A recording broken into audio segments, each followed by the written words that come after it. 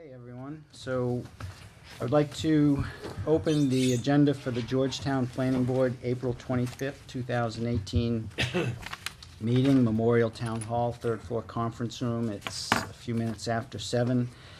We have one set of minutes, one set of vouchers, no correspondence, and then we do not have any public hearings, but we have planning office items, review of East Main Street, 40B housing development, review of East Main Street Recreation Park, and then we have 1, 2, 3, 4, 5 review of zoning warrant articles. And then the last item on the agenda is discussion and voting administrative assistant working full-time in the planning office. So with that, going to the minutes, Mr. Chairman, sir. I'd like to make a motion to approve the minutes of April 11th, 2018. Second. Motion has been made and it's been seconded to approve the minutes of April 11th, 2018. Any discussion? Just a comment. I didn't see a mistake on either of the pages, but it is a little sparse.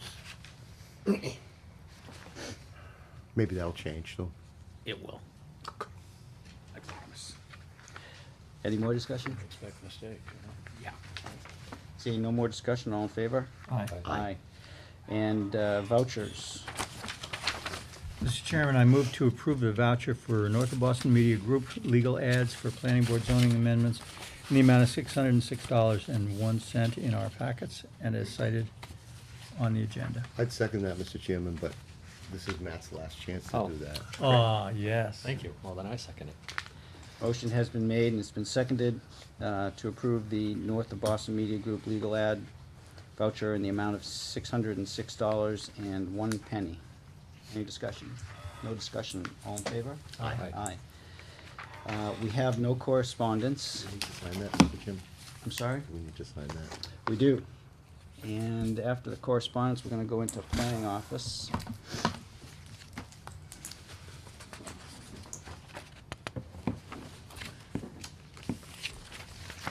Thank you, sir. While that's going down, this is Matt's last hurrah tonight.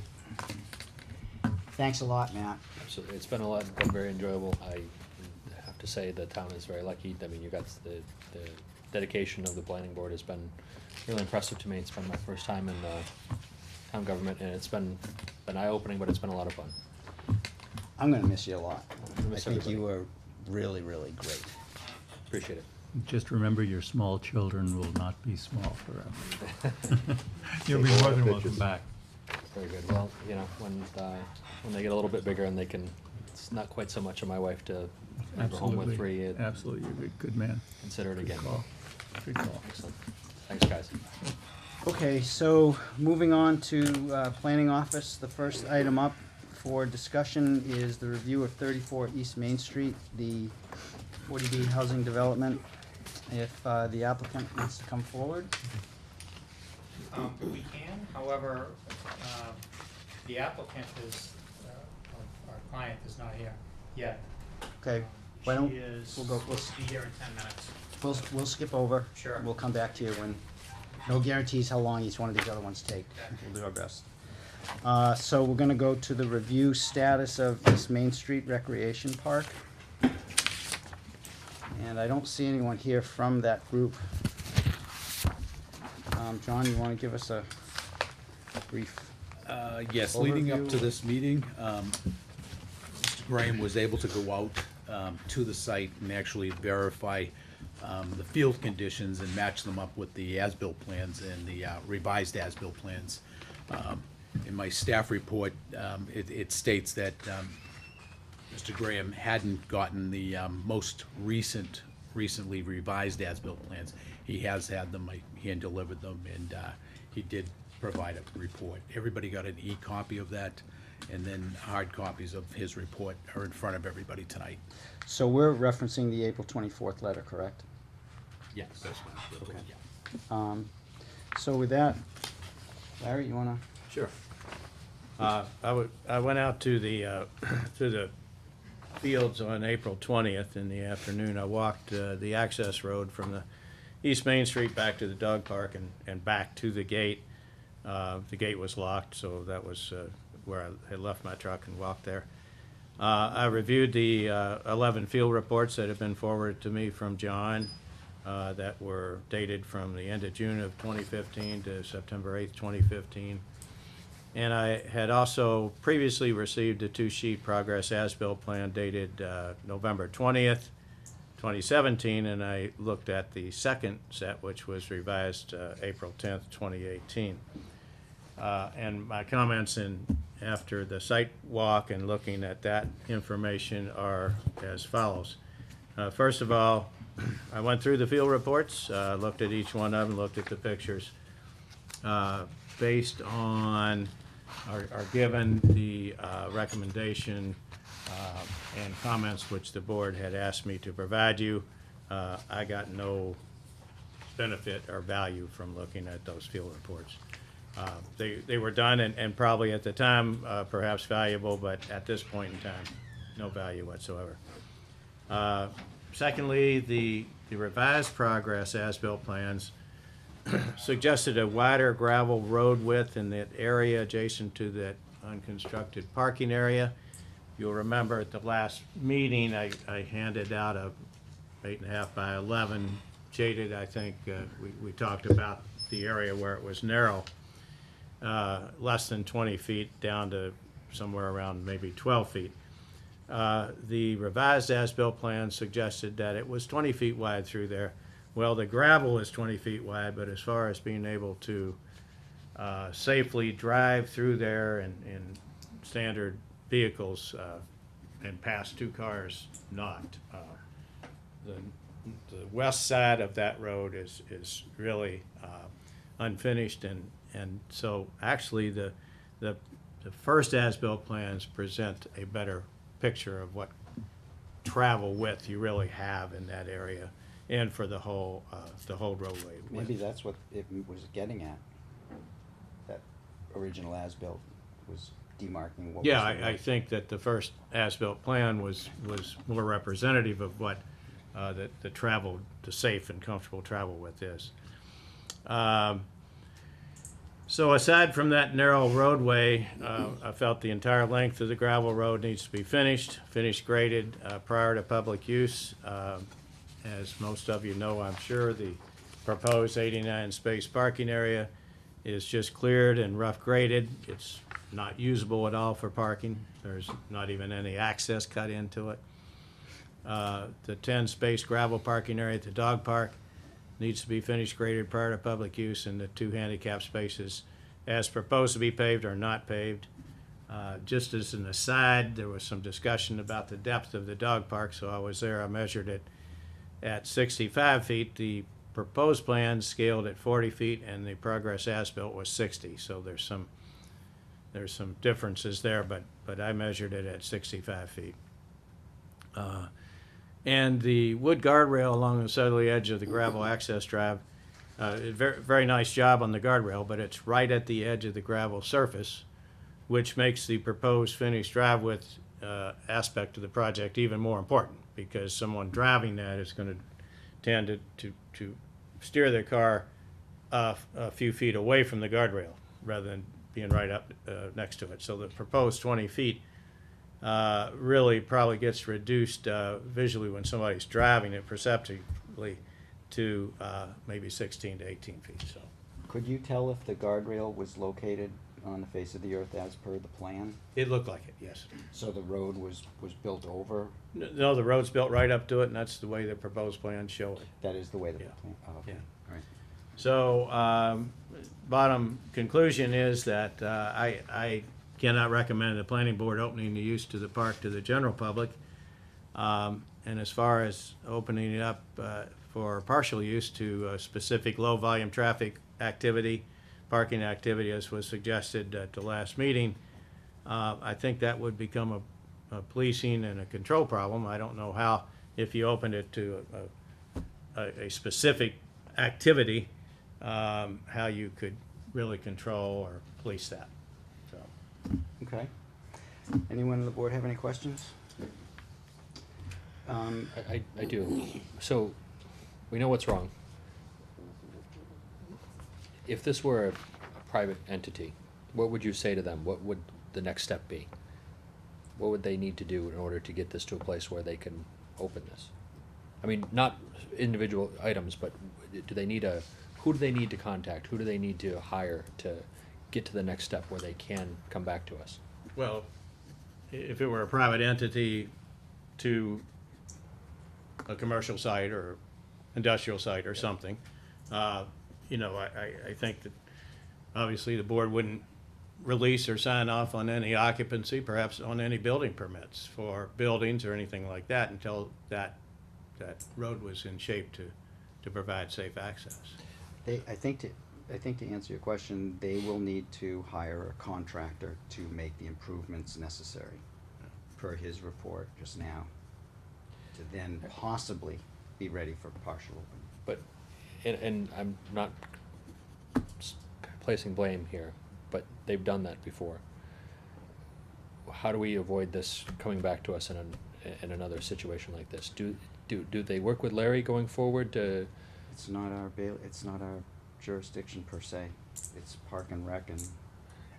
And I think further, I mean, we generally don't issue partial okays. It's either done or it's not done. Oh, we did with Newman's. With it, that's true, that's true.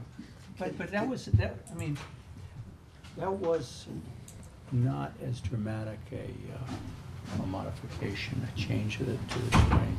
It was just a, well, I think of it as this way, it was a phase. And when they came in, folks at Noonan said, we wanted to do this section first and this section second. And that's basically what they did. The only thing was that they wanted to open while phase one was there. And we looked at it and we said, looks good enough. We made some recommendations. Larry checked it out. In that case, because it was adequate, it was safe. Right now, it seems, and just as the CPC rep for this board, I can tell you that the Park and Rec has put in a CPA request for additional monies so that they could do that parking lot area and the rain garden that's behind it that handles all the stormwater. And that's on the warrant. It was favorably recommended by the CPC. In a week or so, we'll find out if the money comes through, if the town. And if the money is enough to do what you just said there, talking about plus Larry's recent April. Widening the road. Which is the widening the road part and making that correct. I would hope it is.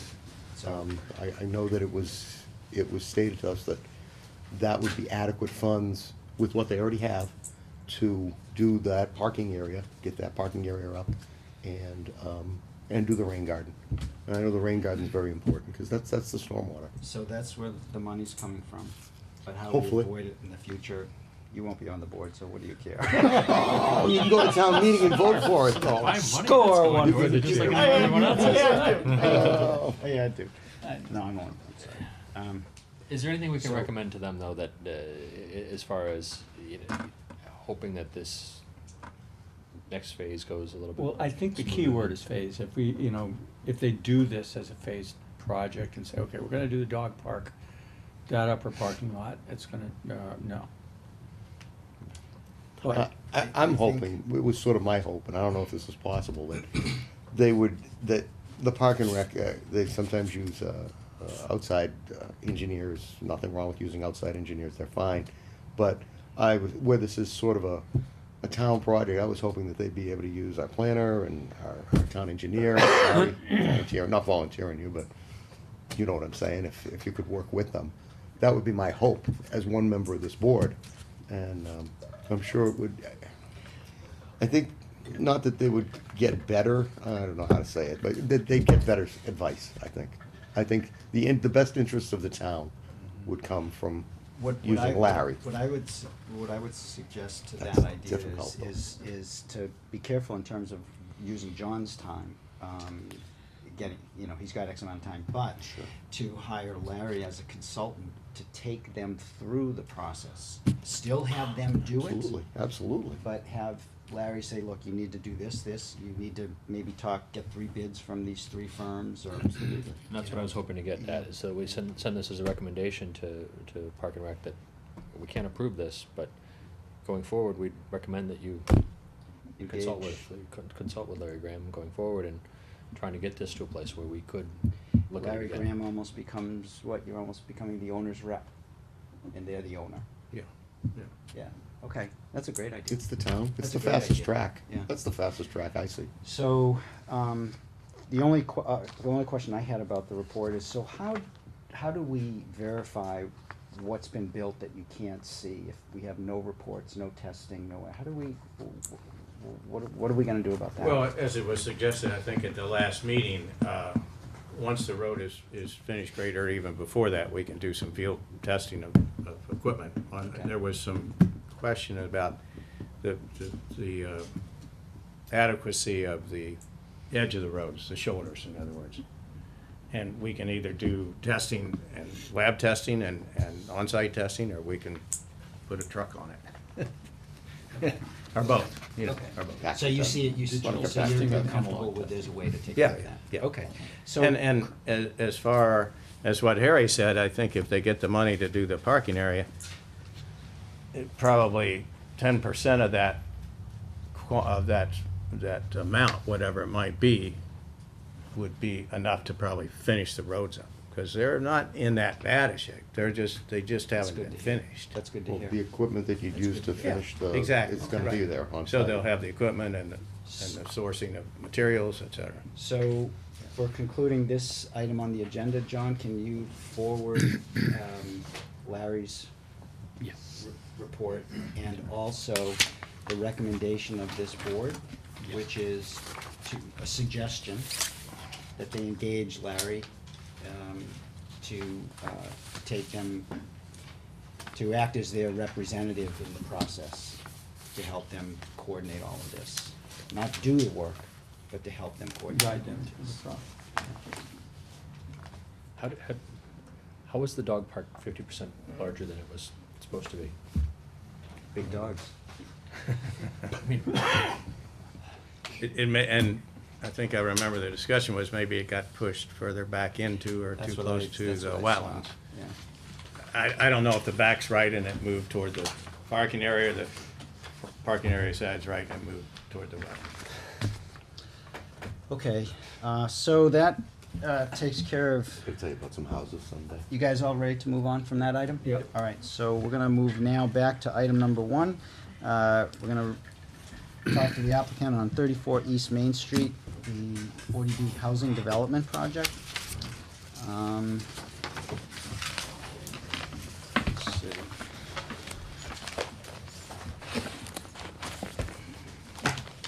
Evening, Shauna. Good evening. I sincerely apologize. I No left problem. with enough time, but the rain, Don't worry about it. an hour and 40 minutes later, here I am. Hour and 40 minutes. Yeah. So what we'll do is, I think, is just, John, if you just a very brief overview, and then, it's not a public hearing, but what I'd like to do for you folks is not go through each item, but just give, if you could just give a brief overview of that revised plan, the basic changes, Yeah. not the details. Sure.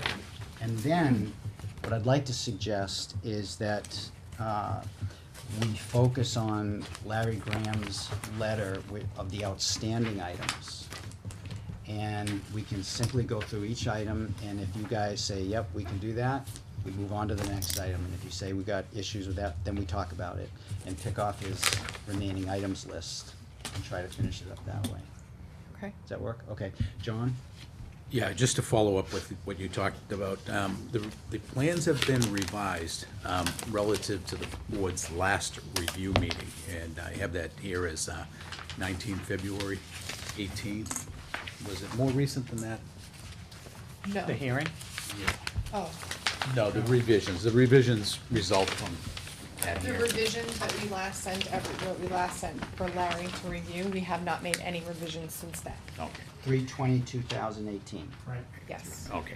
And Larry has his most recent review, and that was submitted to the planning board, and Larry is here this evening to go over his findings. And at the end of the meeting, if the board so chooses, as stated in my staff report, I did provide a favorable recommendation to the ZBA if we get that far. So that is in the staff report, and the applicant does have a copy of that.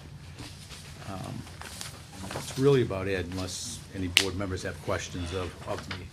So I think what we'll do now is, if you could give just a brief summary of the fundamental changes, that would be great. Sure.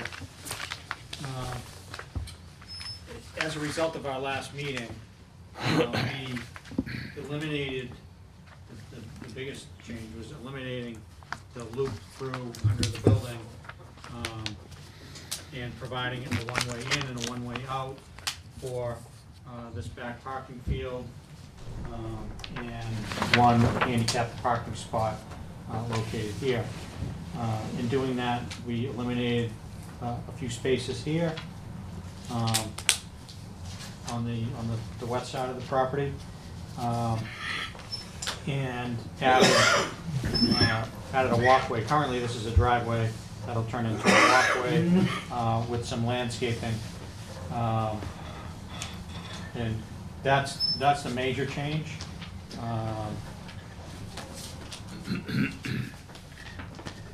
We also, and it's not on this set of plans, but we also have revised the septic system and submitted that to the Board of Health. And the septic system that was redesigned to not require or request any relief from their regulations.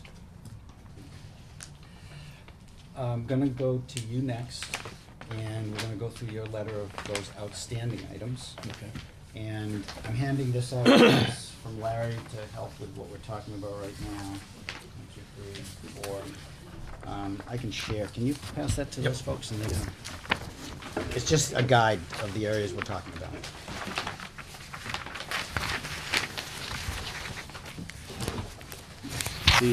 The handout there is just some copies of Williamson Sparagus' site plan, so that as I go through my letter, I mark them up so that we can see what we're talking about on the plan. And your letter is dated My what? letter is dated April 3rd, 2013, that's the first, 2018.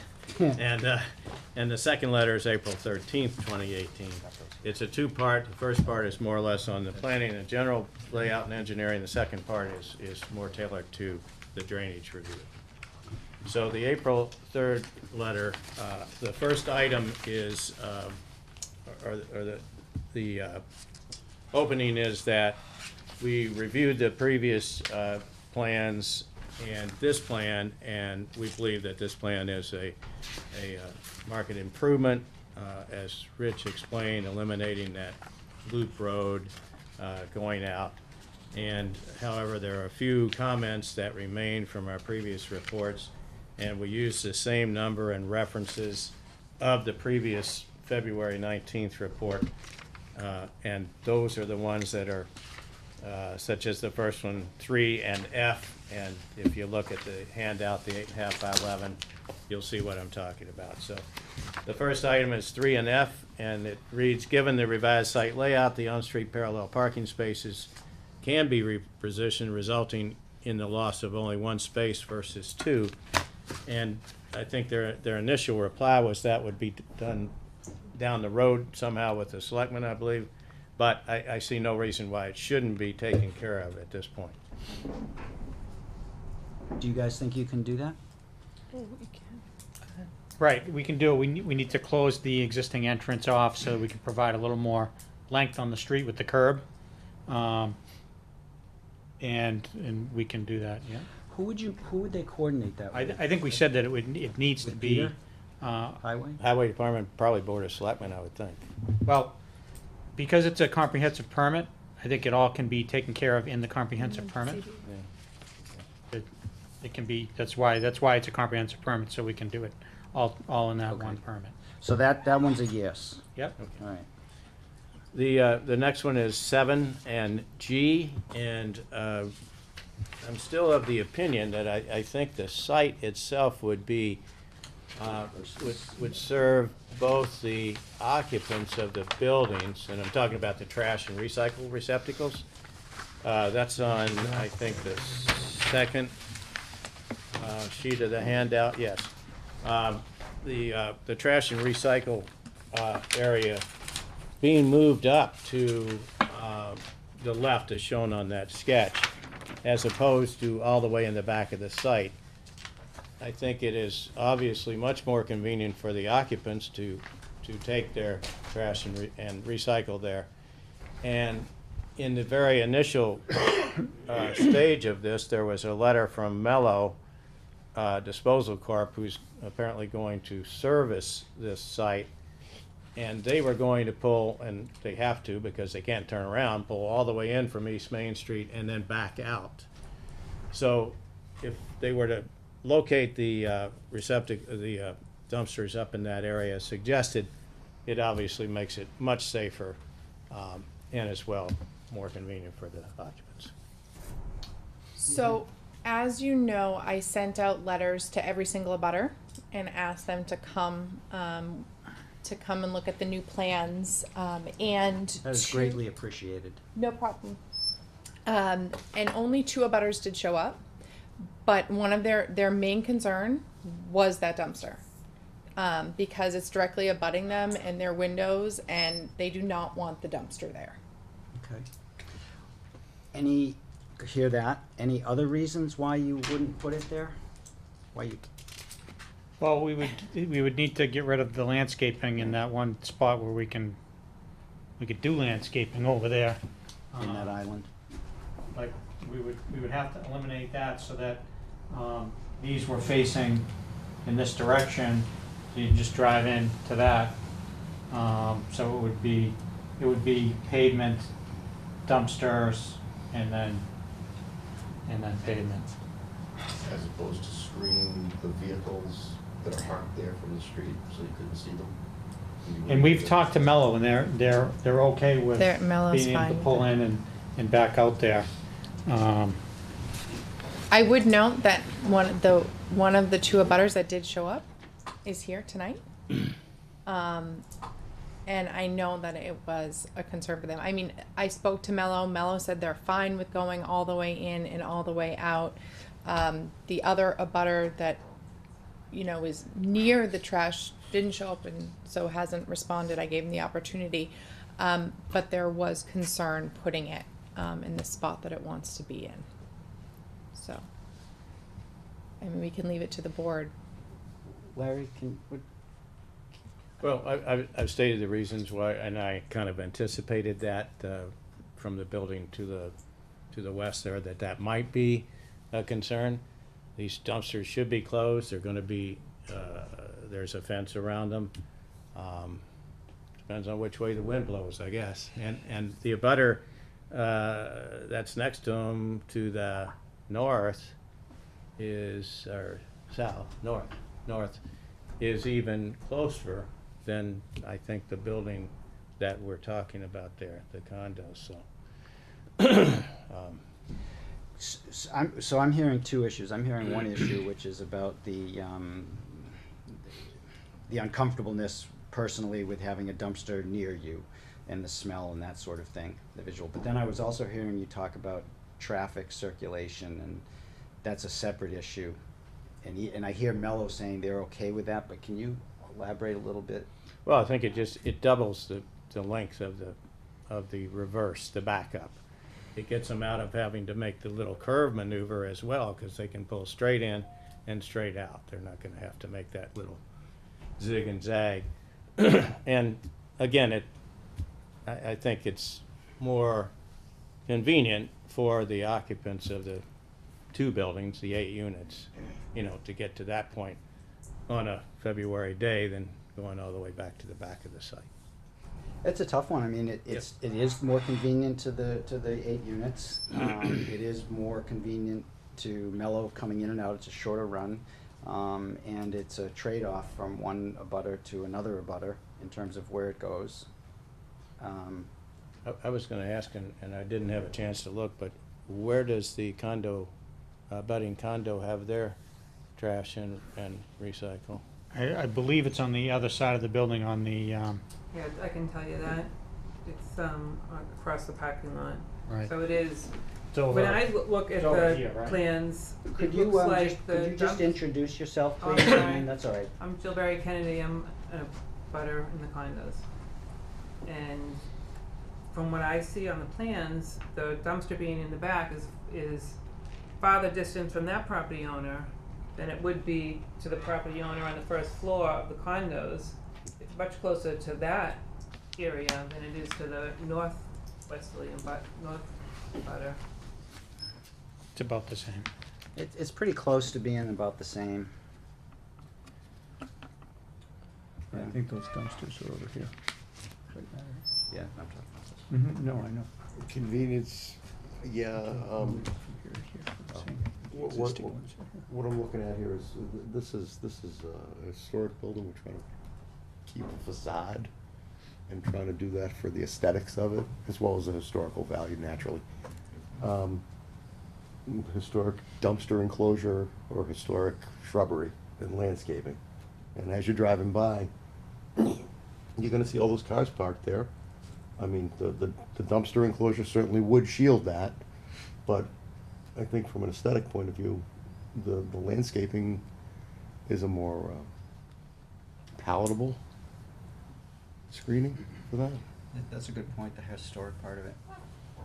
All right, just so we don't beat this one to death, is the board having, I'm fine leaving it as is, so. I think I'm good I'm leaving it good as leaving is. it. Okay, so Good catch, let's move though. on, to the next one. Okay. Next one's an easy one, a stop sign at the exit.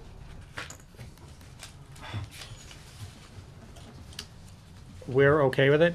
I just, normally on driveways, we don't have stop signs at the exit to the street. It's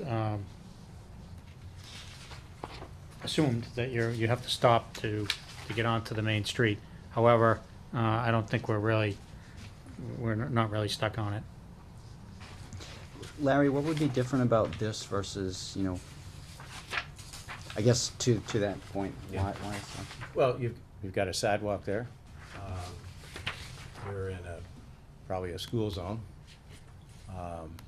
And you've got a busy street. You're gonna have some parallel parking spaces there to be looking around as you come out.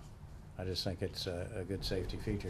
It doesn't have to be the, regulatory size if they wanna narrow it down, but I believe there is one for the bank. I'm not certain, but I believe there is one for the bank exiting on that side. Is there, for the public parking lot, is there one for the public parking lot? Does anybody know? I don't know. I The town can't- parking lot? I Are- believe so, yes. There is a stop sign for, Both sides. on both sides of the public On East parking lot. Main Street side and Yeah. Library Street side. Library They're Street. gone now, they came down in the storm, but they have been there in the past. Yeah. Is there a stop sign that could be tastefully done? That, it's about designing a sign? It's not your typical bright red, Something like a warning that this is a sidewalk, be careful of pedestrians maybe? something that's in keeping with the historic nature? If you go next door to the bank doesn't really officially have a stop sign. The bank does have a warning sign that you're entering into pedestrian traffic. Maybe that's what I was thinking. Could you introduce yourself, please? I'm Karen Wilmarth, I live at 41 East Main Street, across the street from there. Thank you, Carol. And could you describe that sign again? It's just a small square sign, Yeah, right at the bank, the old drive up or bank teller sign. yeah, And it just says that, it's like a warning sign that you're entering pedestrian traffic, beware of pedestrians type of thing. Something like that could be, that would seem to be a good idea, be a good compromise, be a I'm good with good way that. of doing it. Coming up with a warning pedestrian sign? friendly, a Okay. warning sign of some sort of. Because if you do a stop sign, you can't change it, it has to be the traditional stop sign. Yeah, yeah, But I can, I'm sure they have warning signs that are they do, different, they so. do. Okay, we can And they have can that. be scaled for people, not Ginormous. with a light on it. Sign. Okay, Eyesore. so that'll be Number 9. Number 10 is the next one. The tree condition report recommends removal of 8 trees along that northwesterly property line. And I just noted for the board that 4 of those trees, as recommended, are on the abutter's property. condominium property, so it's somewhat a So, issue. yep, so look, we have the report, great group that you got, and basically, their conclusion is they should all come out, right? So, so can you do that and get in writing permission, work with the abutter to talk about those trees coming down and somehow do that work? Well, we don't own the property. Right. If they want to take the trees down, I Yep. think they can take the trees down. And I know that one of the abutters that did show up asked for the arborist report, and I sent it to her because I think she was going to talk to her condominium about it, because obviously they're concerned that the trees could come down and fall on their condo and cause damage as well. So, I mean, we don't have the power to make people. No, not talking about making anything. Or You have the power to pay for it, to remove the trees. to pay for them to have. the I tree also have a removed. comment on that. And where the report said the roots are in such bad condition, and you're gonna be digging up the driveway and everything else, wouldn't it behoove him to be the one responsible to take care of that, when you're taking trees down anyway? Well, they're not on this property, so legally they're not responsible, but what's pretty clear, all of those trees are in decline, serious decline, And I think. and they do need to come down, that's pretty clear. And so the question is, who does it and when does it get done? Was there any mention of the root system and what the effect of that would be when they're digging right next to that tree? They're gonna be Yeah, the digging report- right next to it. Yeah, the report did go into that, and the report, this one report, their opinion is that they consider the critical root zone to be half between the drip and the trunk, which this construction is not encroaching past that, so this report was saying that it most likely wouldn't cause any problems with that. So that's these guys. There are others that would say something different, but I think the struggle here is I know in mass law, if you have a neighbor and their tree falls down on your house, it's your problem. It's not the neighbor. No, it's correct. I had this happen to me this year. My neighbor's tree fell on my house. It's my problem. Right. And so I was talking with someone, how do you go about, if your neighbor's not gonna take it down and you've talked with them, and even if you say, look, I'll pay for you to take it down. You have to send a certified letter stating that your tree is dead and it needs to be removed. And if it's not removed and it falls, then then they're liable to pay for the damage. And my understanding is you have to send that letter every year. Correct. You send a certified letter every year. And even then, it's not a guarantee. Usually it is if you have proof So- of certified letter. So anyways, we wanna get these trees down somehow. And, They're not biting, let's move on. well, no, I don't wanna move on, because if we move on, those trees are just sitting there, and there's gonna be a problem with those trees. And then they die and they fall. And they fall on a house, they fall on a car, they fall Hopefully not on on a person. Hopefully not on a person.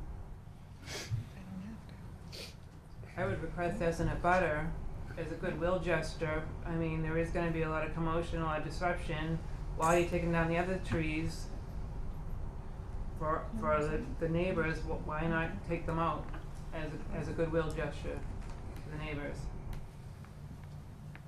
While you have the equipment there, they're all big trees, you already have the equipment there, you're pretty much a construction company, Alan Alston owns a construction company, the equipment's there, I think that would go a long way for the relationship between the neighbors, Well, while all this construction is going on. Let me ask you a question though. Do you speak for the homeowners association? I am on the board, I know that there are a handful of people that are favorable to that opinion. Because they can't do any work without your homeowners association's Right, and approval. I believe that I would be able to get that approved through the board. Probably about 99% sure of it. You do have some trees on your property that you have to take down, or you will be taking down, I'm assuming, those ones that are on your property. Correct. Yes. Mr. Chairman. Yeah, please. I would suggest in this particular instance, and you can see the trees in this photograph here that we're talking about, this would be a perfect opportunity for both neighbors to be working with one another in a joint venture to take down the trees, as opposed to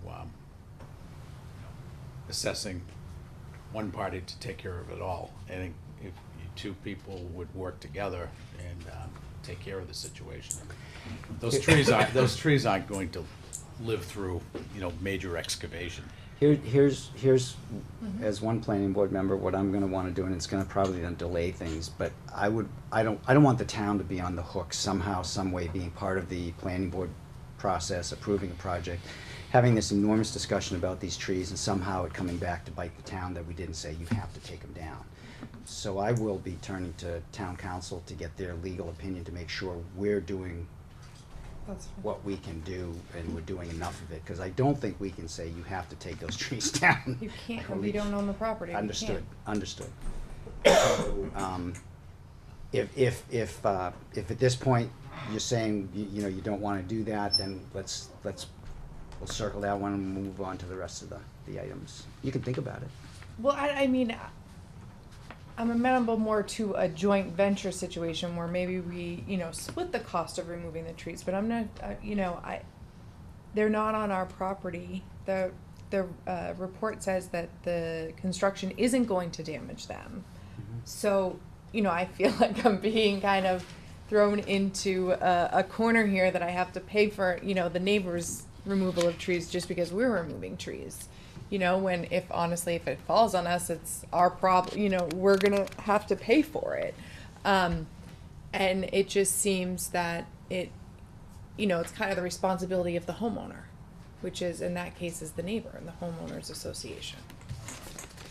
Yeah, no, unfortunately, sometimes in the development process, that's part of the dance, but, so, let's, how do we wanna handle this now? We'll move on, but, can you have dialogue with them and see if you can come up with some sort of mutual agreement? Yes, I will About have that? dialogue with them. You I will folks do send that? them, Okay.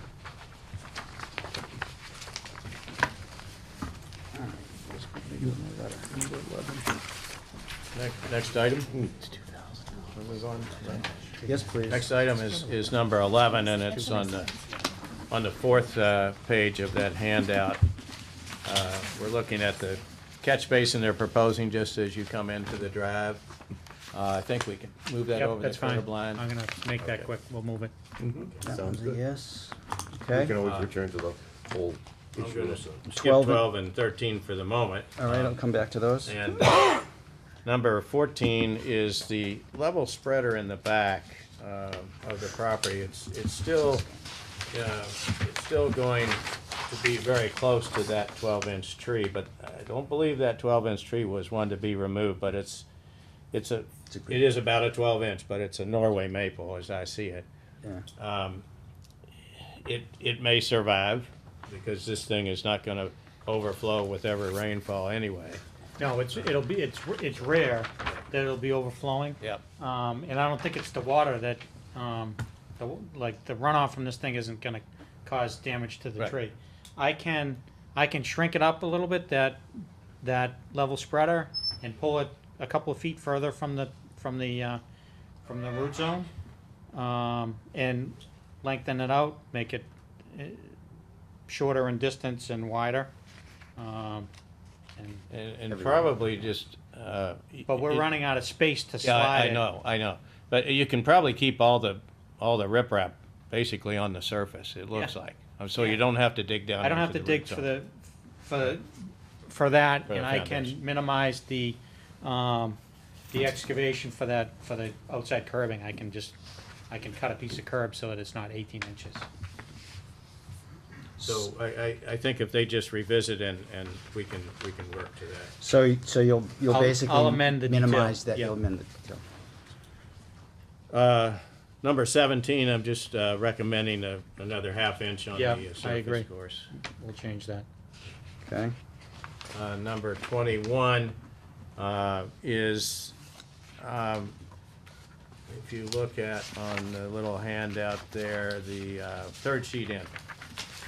It looked to me like the configuration of the walk around that side, that people would probably, potentially, if someone is parked in the handicap space and walking from the back parking, may just end up cutting through your landscape space. The Yeah. handicap unit is in the back building, not Correct. in the front building. Right.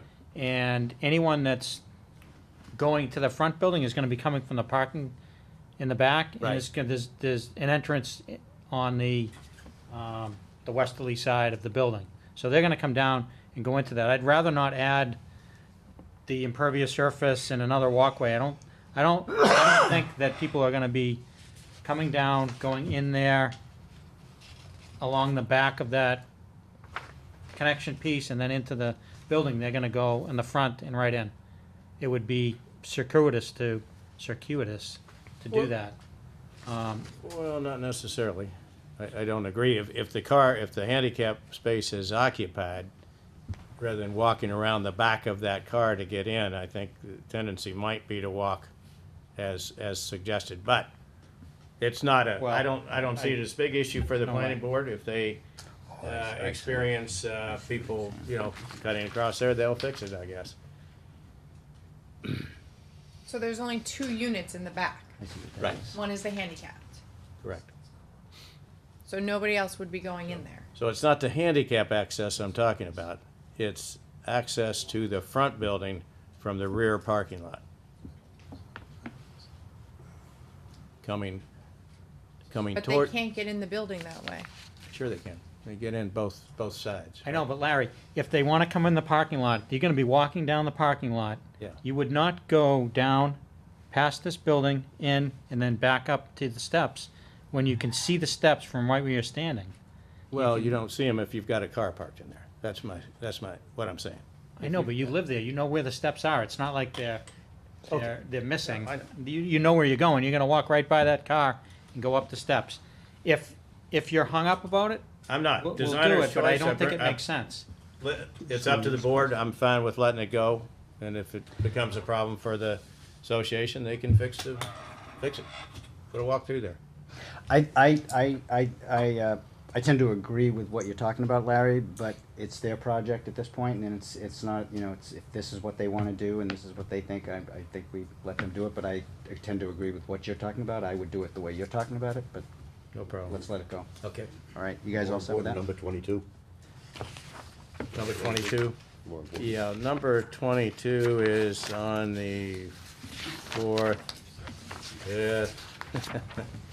That's the same sheet, isn't it? Here, same as 21. Oh, is it on? Yeah. Okay, yeah, Third same, sheet. same sheet. Yeah, it doesn't show up on the site plan, but on the architect's plans, there's stairs down to the cellar of the back building, I'll call it the rear building. And so I'm wondering if there shouldn't be some pavers or a walk or stepping stones or something coming to that particular set of stairs. So I'm gonna let Ray speak to this. I'll get out of the way. Ray Gerton, architect. I'll just take a brief minute just to update a couple things that we've added to our plans here.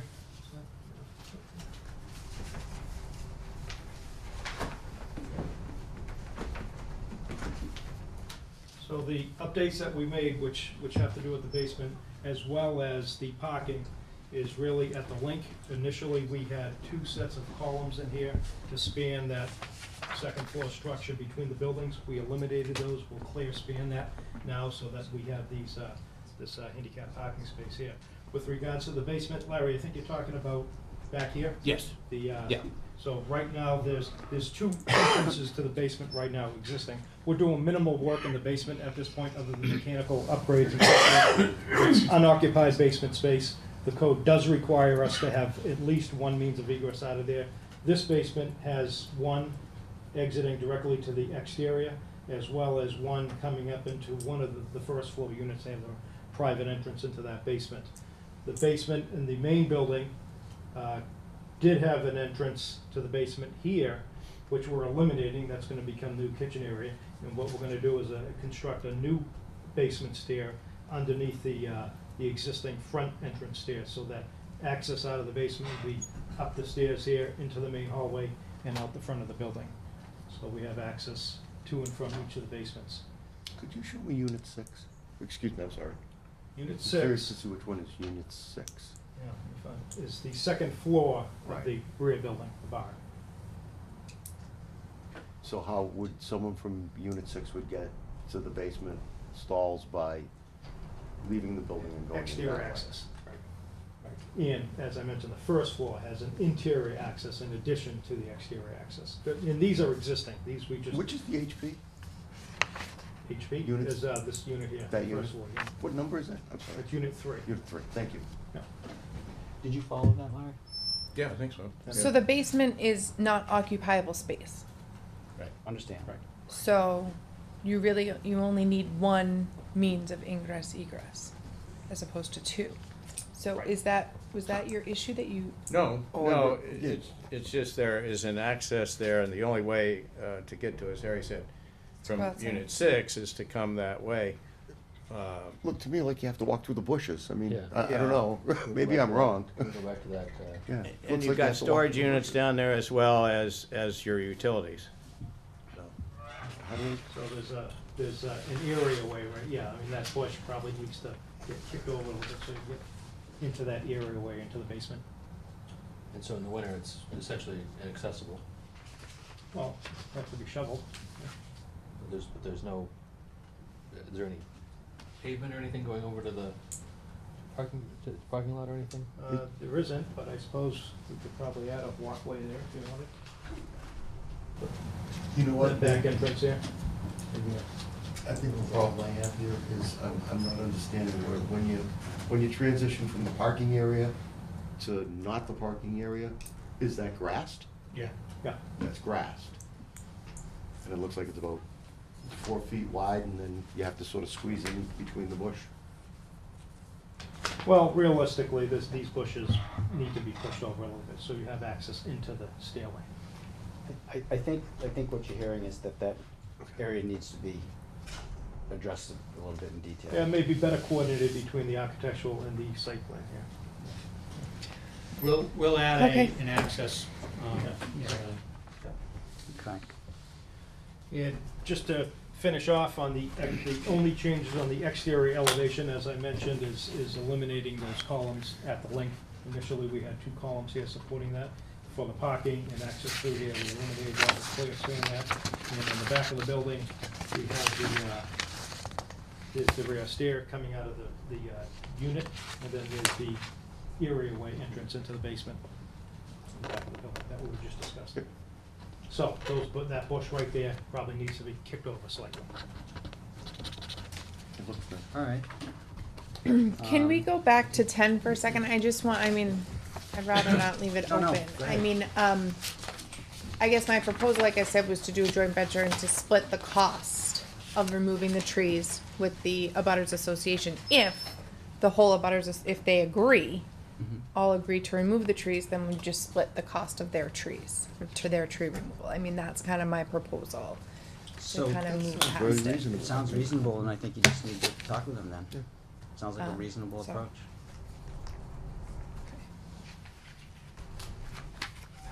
Remember, reasonable people usually come to reasonable conclusions.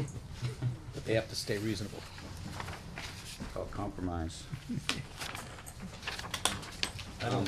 So that leaves us down to 23, 24, 12, and 13, which I refer to the board. Okay, so, let me see, 12 was the issue of the elms on the street. Can you fill us in on the latest and greatest of that? Proposed elms versus, Existing maples. Are you talking about the proposed street trees? yeah. I think we had 2 trees before, and now it's one. Right.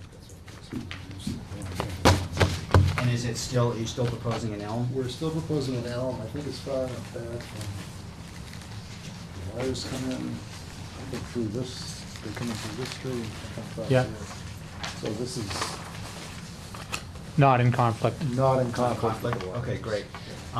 Want to add to that, and this is on me, I didn't pick this one up before, but that existing, because this is new I'm adding, that guy is pretty well shot.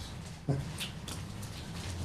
was looking at that the other day, that tree right there. Which It's one? That This one. one here. You have maple? It's in tough shape. It's in tough shape. It would be nice to get that replaced. And maybe let me package it this way for the trees that you're taking down, and then plus what you do. I think the planting plan just needs to then, when these trees come down, you need to add some more trees. I'm not gonna count one for one, and I'm only speaking for myself, but I think a lot of trees are gonna come down, and even though they're dying, they are trees, and they have something that they provide right now. Take a look at that tree out there and its health, and it's not long for this time, it's been pretty badly beaten up, I think. So we are adding a ton already as it is, right? Yes, we're adding. We're Oh, adding 1, 2, Yeah. 3, 4 trees 4. along here. Yep. I think that's. 5. Doesn't exist. This is the 5th tree, although it's a smaller type. Yep. It's closer to the building. We're adding What kind of trees are those? These are Japanese tree lilacs, Syringa reticulata. Yeah, This is a sourwood on the corner here. Yeah. Building, and that's the elm. Yeah. Side here, and the honey locust in the back. That's the dumpster. those are honey locust? Yeah. Oh, I thought they were, Oh, I'm sorry, no, yellowwood. Yellows. have you, Yellowwood. this is, just double check you may be totally fine with Yellowwood. My experience with those in urban conditions where you've got a wall on one side and pavement on the other side has not been favorable. You may have a different experience than I have, but that's just a FYI. So, Okay. that takes care of the elm tree, there's no problem with the wires, and then I'm asking you to consider that maple Okay. tree. Okay. Okay. 13, arborist report, we already covered that. All set on number 13, that was the arborist report. 24 was the lighting, that one's all set. Which one was 23? 23, what was 23? Yes, 23 was the one. Oh, it was about a maintenance plan. About a maintenance plan. The only thing I wanted to add on 23 was that the plan itself references the landscape maintenance plan, and is that gonna be in the condo documents, the landscape maintenance plan? Correct. So that that the plan references that for maintenance, and that the condo docs landscape maintenance portion references the plan so that they're tied together, because they're gonna be floating out in space and not knowing each other. Okay. So does that conclude the April 3rd report? I believe that concludes the April 3rd report, and then if there were a couple of items that I had in addition, and then the board members. Well, are we gonna go right to the April 13th report now? We get to April 13th drainage, or? Yes, please, I'm sorry, Okay. please. Basically, on the drainage, what we did was, we analyzed the drainage as calculations were done back in December, when it still had the looped road. Essentially, now that I think the music has stopped on the plan changes or any layout changes, that for the record, for both the applicant and the board, and our files, all of those files, that the the watershed maps, the calculations should all be done based on this current plan, so that we have the right calculations and records in the 3 files. That's kind of a general overview, and it takes care of a number of those items. Number 6, I think, if you look at that yet, Rich? I did, yeah, we'll provide the calculations. And number 7, from what we could ascertain, that silt prison, which we're not very familiar with, has a max flow rate that is less than the flow rate of the one up in the rear, or the silt prison we're proposing for that rear subsurface infiltration unit. We're wondering if maybe just substituting a standard water quality inlet structure there instead of using that silt prism. Yeah, we'll respond to that. Take a look at that. We're waiting to hear back from the manufacturer on that data. And that's basically all that we had on the calculations, but we would like to have another perusal of them once they're detailed and designed for the layout that I believe everybody's satisfied with now. So. Yep. I also have a question on the drainage. I'm sorry? I have a question on the drainage. Please. If you're done. Since it isn't gonna get, the whole project isn't gonna get the full planning board review, am I correct? Because it went in as a 40B? No, it's getting a pretty good review. It's getting a pretty thorough review. Okay, now the drainage, whose responsibility is that gonna be? Is it gonna be the planning board, the zoning board? So this is what they're dealing with right now, and the applicant's gonna provide more information, technical information to confirm that the drainage is working the way it's supposed to. Larry's gonna review it and say yes or no, they'll fix it if not.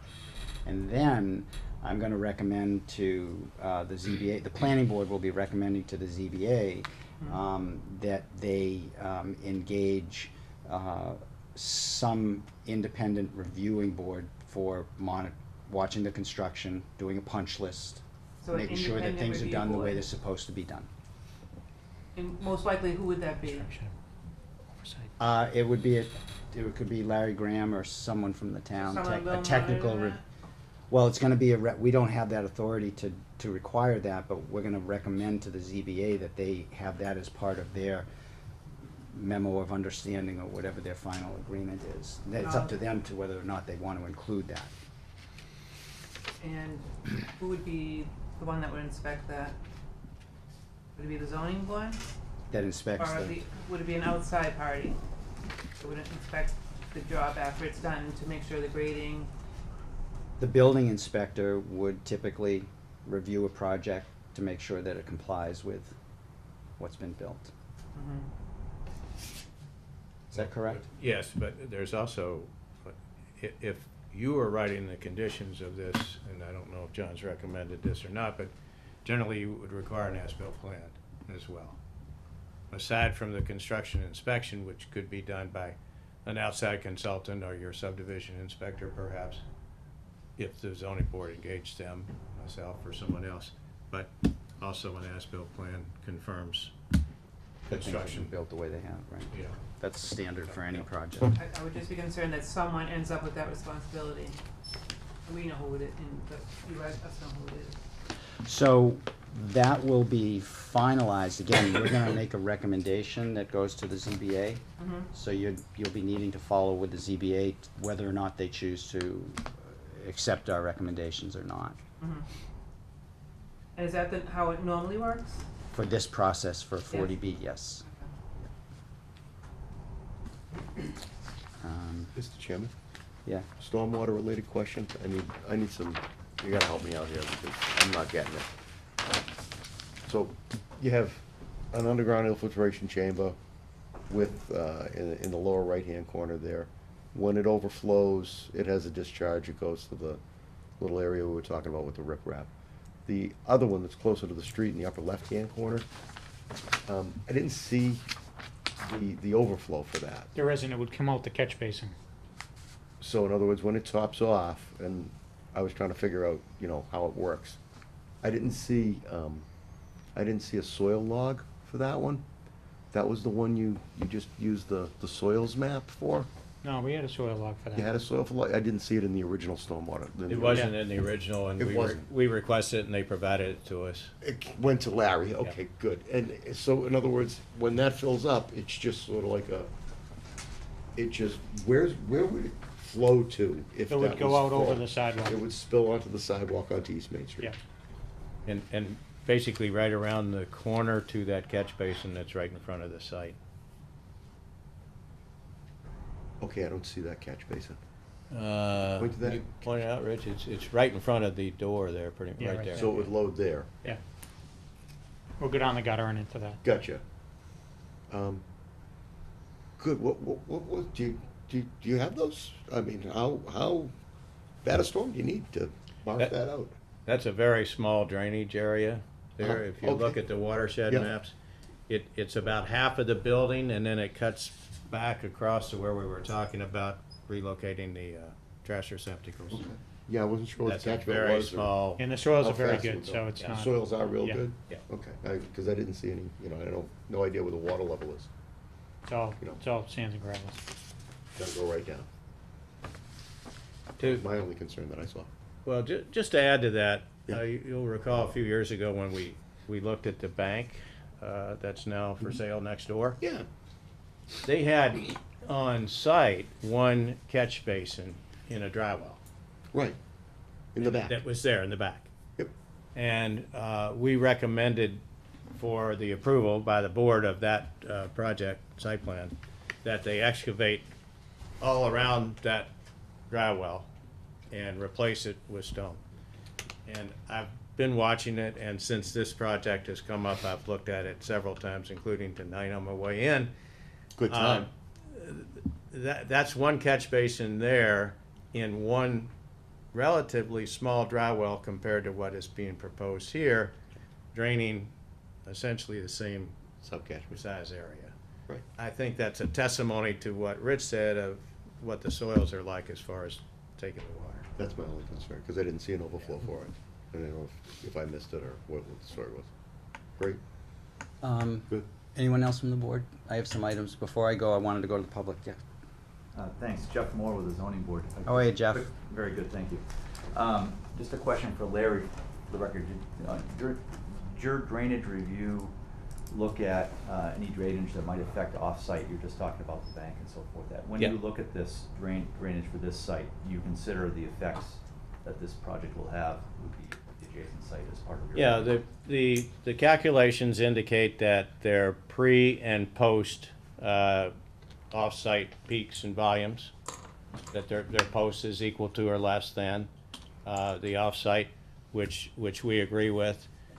In this particular site, there's a trough in the back of this property that extends across the back of the bank property. It can't get out to the, I'm gonna call it the northwest, and it can't get out to the southeast. That's sort of the backup bowl for both the bank building and this one. Any overflow, if there is overflow from these things, would go into that sump Okay. and into the ground. The properties to the east are higher, and obviously these properties are higher, so. Thank you. Jeff, if you want someone from the planning board and Larry to show up to your meeting, to be there in the audience, just let us know. Sure. And we'll be happy to do whatever we can. I think Matt I'm would be happy to actually, drop by. am I actually supposed to be there anyway? Am I actually supposed to be at that meeting? I didn't. I think we've sort of been waiting to see how this discussion Okay. goes and what your recommendation says and Okay. what's in there. Okay. And I think I may have another comment before this is all over as far as how we follow up with some of these things, because I don't know if all these changes are gonna actually be in place, the changes to the plan before next Tuesday, so it all comes back to, is it gonna be written down, what you recommend they It- agreed to do, but I don't wanna, I wanna let you guys move on before we kinda get into the procedure. Is that the date, Tuesday, next Tuesday? Next Tuesday. Good grief. I mean, I'm hearing a lot of agreement, but there's a lot of changes that need to be made to No, the plans. yeah. Which may not be done by then, maybe they will, that's, Probably not, but anyways, so the board's all set right now. Is there anyone else from the public that had anything they wanted to ask questions Of about? course, I have another question. Please. Now, as a town, we're gonna give up a parking space in front, correct? Correct. That parking space has a value to the town. Is Alan Olson giving anything back for that parking space?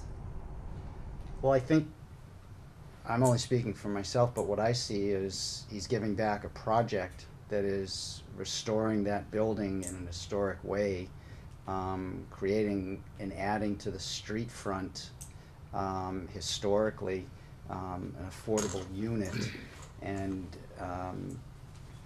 as a total, you know, it's two units? Two affordable units. Two affordable units, which everybody in town is looking for, and it's kind of like taking that as what the gesture is, and where I think the planning board is thinking that's a reasonable compromise to give up a parking space as part of this project to allow it to move forward. It allowed us to get this entrance redesigned completely. Even though originally that building wasn't for that purpose, Mm-hmm. still consider that a good trade-off? Well, I'm only speaking for myself, but I do. Right now, it's It's- essentially an eyesore right now, so Yeah. to see it back in use and It's falling down.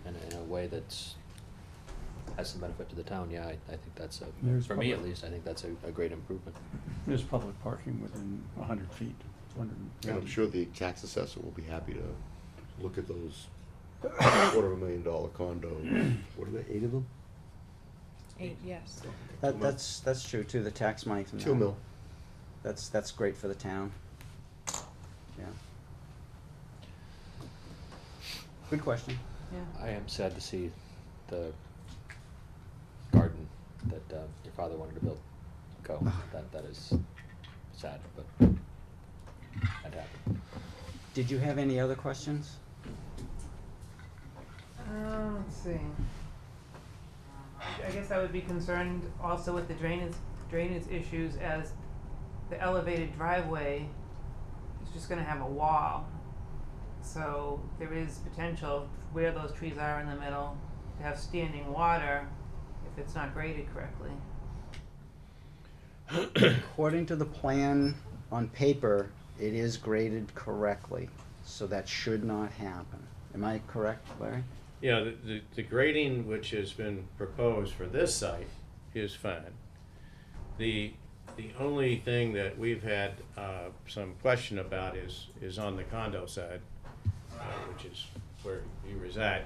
But their drainage is similar to this site. It drains out toward the street to some degree, and then about halfway back through that building, it drains to the rear. Right now, it drains across this site, but toward the rear. When these folks build the wall, and inside the wall they have their curb, they're gonna have all their drainage on their site handled. The wall will, in and of itself, create a obstruction, so that drainage from the condo site is going to go back alongside of that wall, to the rear. To the rear. To the rear. That long And- linear sump. Yeah, yeah, exactly, and that's what their drainage, well, it's one of our comments that they need to fix on their watershed plans, but that's what they suggest. Will happen. Yeah. So I guess I would say that's a concern also, that is done properly and that you're 100% confident about that. Yep. Well, it's not, I don't think the obligation of this site to continue to take the water from the condo site, which is what is happening now. And like I say, when that wall is constructed along that side of the site, unless the grading is changed on your site, it's gonna continue to go toward the rear. So, Right, should not be. and we have some room between the property line and the wall to make sure that, when we finish the grading, that it runs along the wall, which we, To the rear. proposed, Yeah. to the rear, yes.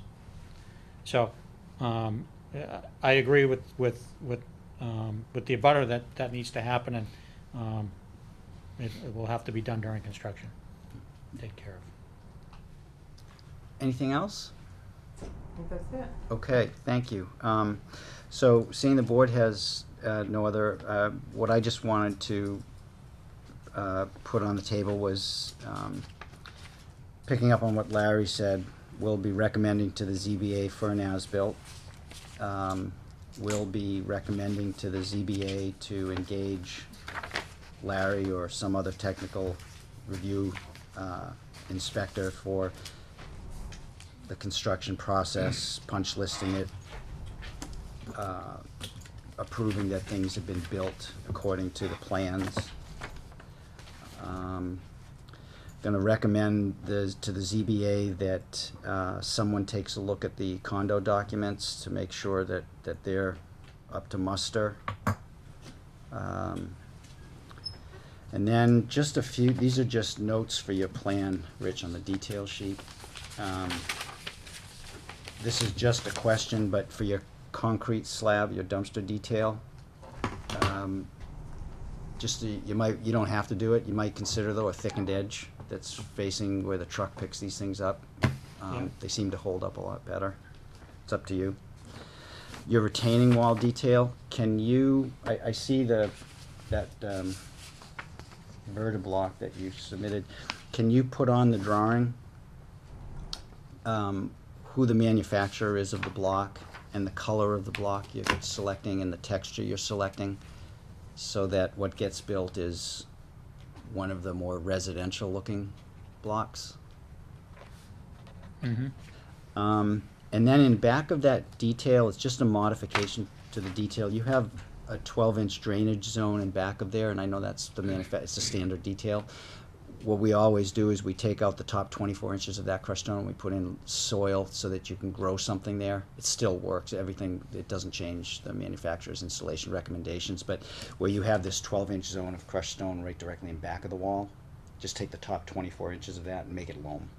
It can Yeah, be and loam. we'll do that. There are some places where that will work and some places where it won't, because we're not gonna grow anything between our curb and the wall, Fair, where yeah. the parking lot is, but I agree. Totally fine. Yep. Totally Okay. fine. And then on the fence needs information. What material is it? I'm assuming it's cedar, or is it vinyl? Whatever it's gonna be, put that on the plan. We'll have to discuss that internally. You guys need to pick one or the other. If you do pick vinyl, please stay away from white. It's just my opinion. You can pick white if you want it. You need to indicate on here somewhere the footings associated with the fence for the gates. You need to put on that detail something that makes sure that the hardware supports these gates, so that over time, when they get opened and closed, that after a little while they're not sagging and hanging, which so many of these dumpster enclosures, if they're not done right, that's what happens to them. And then you need to put a dimension how high the fence is gonna be. I'm assuming it's gonna be 6 feet minimum. So those are my only other additional items. So we have Tuesday, is that when your meeting is? Good night, right? Tuesday night. Week from yesterday. I guess my question was, how do we ensure the zoning board is capturing all the comments that have been submitted? Well- Having our members review all these details, I don't know if you folks are gonna get a chance to review the final plans before finalizing your recommendation. What about this? What about if we throw this responsibility to our technical review agent? We create the list, and it's up to Larry. You have Larry sign off on the final plans before you approve them. Doesn't come back to the board anymore, but we create this list, they're done here, and then, would that work? That works for us. That works. Is that, That's reasonable to me. Larry, does that work for you? Yeah, what are the timings of your next meeting and their next meeting after next Tuesday, if that's not gonna happen between now and Tuesday? Well, So, our Well, we next, have just to chime in, I hope that we can go on Tuesday, have a discussion, come up with their list and your list, and combine the two, get it off to Larry, make sure that where our final plans incorporate all of that stuff, correct. and then the timing. So going to your meeting, these plans aren't gonna be revised. They would be presented in the state they're in now with this list. Then you're gonna add your list, and then they're gonna have one list to do once with the drawings that Larry reviews and recommends it's all set. But our Yeah, list that was sounds essentially fine. his With April that- 3rd letter, with the exception of number 7G. Other than that, they accepted all his proposed Well, changes. the whole stormwater piece. Yeah, but that's in the April 13th. I basically accepted that we're gonna take care of Yeah. that, and it would have to be to his acceptance. Mr. Chairman? Does that work for you, Jeff? It does. I think the only thing that's gonna be required though is we'll have to have an agreement with the applicant for an extension of time for our decision, because our decision won't, we have until the middle of next month. It'll end between our hearing dates, so if we don't make a decision Tuesday, our next hearing will be too late, so we're gonna have to I'm be already prepared to agreeing. agree to do that. I'm agreeing to it We are, yeah. Tuesday. So they have to arrive, you have to come Tuesday, we'll talk about it, and then during that meeting, we're gonna have to agree to extend the. Okay, Which no problem. okay, great. Town council is already prepared to assist with that, make sure we. Okay, great. Would it be appropriate for me to make a motion at this point to, that the planning board recommends the 40B project to the ZBA, with the understanding and the invitation to use Larry Graham to follow up and ensure that everything that we've come to agreement on is brought to fruition? I would just, I don't know if that was a formal motion, I'm gonna assume it wasn't Yeah, quite a I'm formal motion. throwing it out there for- So I would fine tune that a little bit to say that, our recommendation contingent upon Larry Graham signing off on, we recommend to the ZBA contingent upon Larry Graham signing off on these outstanding items. I'm good with that. You guys don't like my motion? I am not gonna read He's that never gonna entire read a motion page. like I wish I had There a is camera no of way your you're getting me to face. read an entire page. So You wish I could had a just camera of your reference face. it, rather than read it, you could reference it, and then. So everything you Well, said let's- plus reference his motion. So let's give him his due here. Where is that motion? Here it is. Right here, sir. Draft motion. Move to forward a favorable This is recommendation. the first chapter too. Yeah, that's, Yeah. get the asterisk. All right. So duly noted. Yeah. Mr. You wanna- Chairman, I'd like to formally make a motion. My motion is to recommend to the zoning board of appeals the 34 East Main Street Dunbar Cabin 40B project, as has been reviewed in the past proceedings, in conformance with John's draft motion. Does that help, John? Yes. And contingent upon Larry Graham continuing his review of stormwater and other associated elements. Meeting Larry Graham's requirements. Meeting his requirements. Yeah. And that's stated in the motion too. That's why I referenced it. Do I have a second? Sure, second. Okay, motion has been made and it has been seconded, and I'm not embarrassed to say I can't repeat it because I'm not quite sure how it went. I think we all get the gist. But we all get the gist. You're all set, John? Oh, yeah. Okay. Any discussion? No discussion. All in favor? Aye. Aye. 4 yes, 1 absent. All right, thanks a lot. Thank you. You guys did a great job. Appreciate it. I know it hasn't been easy. Agreed now. But if you did another one, it would get easier. I'll stick with my day job. So John, I owe This is my day I'm job, gonna I send you guess. an email with my Yeah. bullet points to add here. Yeah, and I did write those down. Yeah, because Sorry we have again to- for being late. No problem. We really have to get this item out the door tomorrow. This one. To the ZBA. Okay. Are we taking a recess or? I guess we are. Thank you, appreciate it. I guess we're on. I guess we are taking a 5-minute recess, unbeknownst.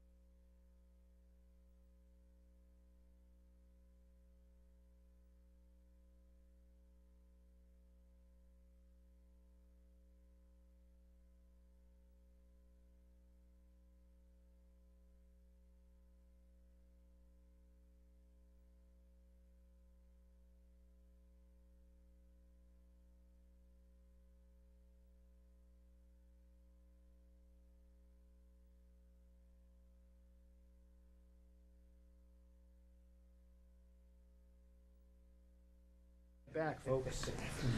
All right, so we're going to pick up now where we have review of zoning warrant articles. And we have Article 23, zoning ordinance for use and distribution of marijuana, not medically prescribed, zoning bylaw. We have amendment for continuous building area, Article 25. We have amendment for use regulations, Article 27. And we have proposed street acceptances, which is Article 24. So going back to the first one, Article 23, what I'd like to do, if at all possible, is allocate 15 minutes to each one of these. Let's see if we can do that, and if we make them shorter, because some we don't really even need to discuss, that would be great. John, you wanna start us Yes. off with? Yeah, the first one is probably the most encumbering one, and that has to do with the non-medically prescribed marijuana bylaw that this board favorably recommended several weeks ago in our public hearing to go forward to the Board of Selectmen for inclusion in the spring town meeting warrant. And the actual warrant article was drafted and forwarded to the planning board. And did everybody get a copy of that for tonight's meeting? Everybody has that? And That's that- the is that in your comments report? it's not in the comments report. 25.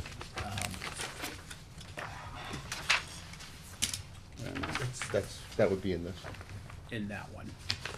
That would have, if you had a chance to. Oh, Article recreation marijuana, I didn't, yes, I got Article 23. Yep. Everybody picked that up on Yep. the way in here tonight, and you got e-copies of it leading up to the meeting. You know, hot off the presses from the Board of Selectmen's Monday night meeting, correct? I didn't hear you. The warrant article was a result of Monday night's Board of Selectmen meeting and printed overnight and delivered to departments, town departments on Tuesday. Right. And that was the day I was able to get it out to you guys. So, And currently on the town's website, if you look at calendars, if you go into calendars and you go for town meeting, yeah, and you click on that, you'll see the FinCom report, you'll see the warrant, you'll see it all. yeah. Now, the long and the short of it is that this planning board did approve, and we had a public hearing, we approved the proposed zoning amendment to allow for the uses provided for within the adult non-medically prescribed marijuana statute. And that was to take place, and is to take place, if it is passed by town meeting, within the existing medical marijuana overlay district, minus the CB district, which is a separate island, if you will, that is part of the present medical marijuana overlay district. So that would be deleted. And then all of the uses that may be applied for in the future having to do with this new state statute would be pretty much isolate, or would be isolated to the medical marijuana overlay district, which as proposed in the town warrant article would become the marijuana overlay district, including both medical marijuana uses within the law and for non-medically prescribed medical marijuana uses. So essentially, we're gonna have the old medical marijuana overlay district gets the downtown part taken out of it, Correct? and then it gets renamed to be the marijuana business overlay district. Exactly. Correct. Yep. Pretty clear? Pretty straightforward. Yep.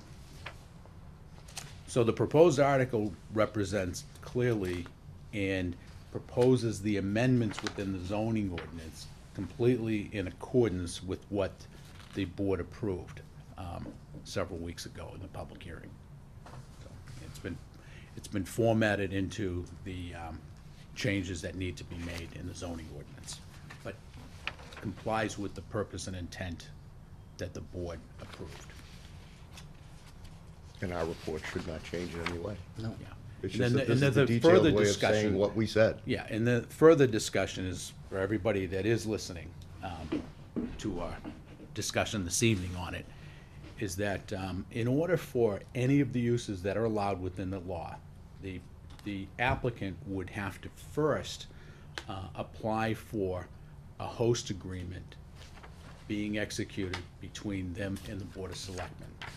Then that would, once they acquire that for whatever use they're applying for, of the uses allowed within this law, then they would have to go before the planning board for the issuance of a special permit. And again, all of these uses would be exclusive to the overlay district in the 95 corridor. And I do have maps and everything of that, and the board wanted that, so I sectioned everything off and blew them up. You will, correct me if I'm wrong, you will be presenting these warrant articles? Yes. At yeah. at the town meeting? Yeah, I don't, in talking over the presentation process with Mike Farrell, it may, in all likelihood, not come down to having any type of overview or PowerPoint presentation. It may be a matter of just verbalizing it and having copies of town warrant that would be Is there, I think, this is just me, but I think it would be a mistake to try to explain in words where this zoning district falls. And I know you have graphics of that. Yeah. And that, can't that be a image that's shown?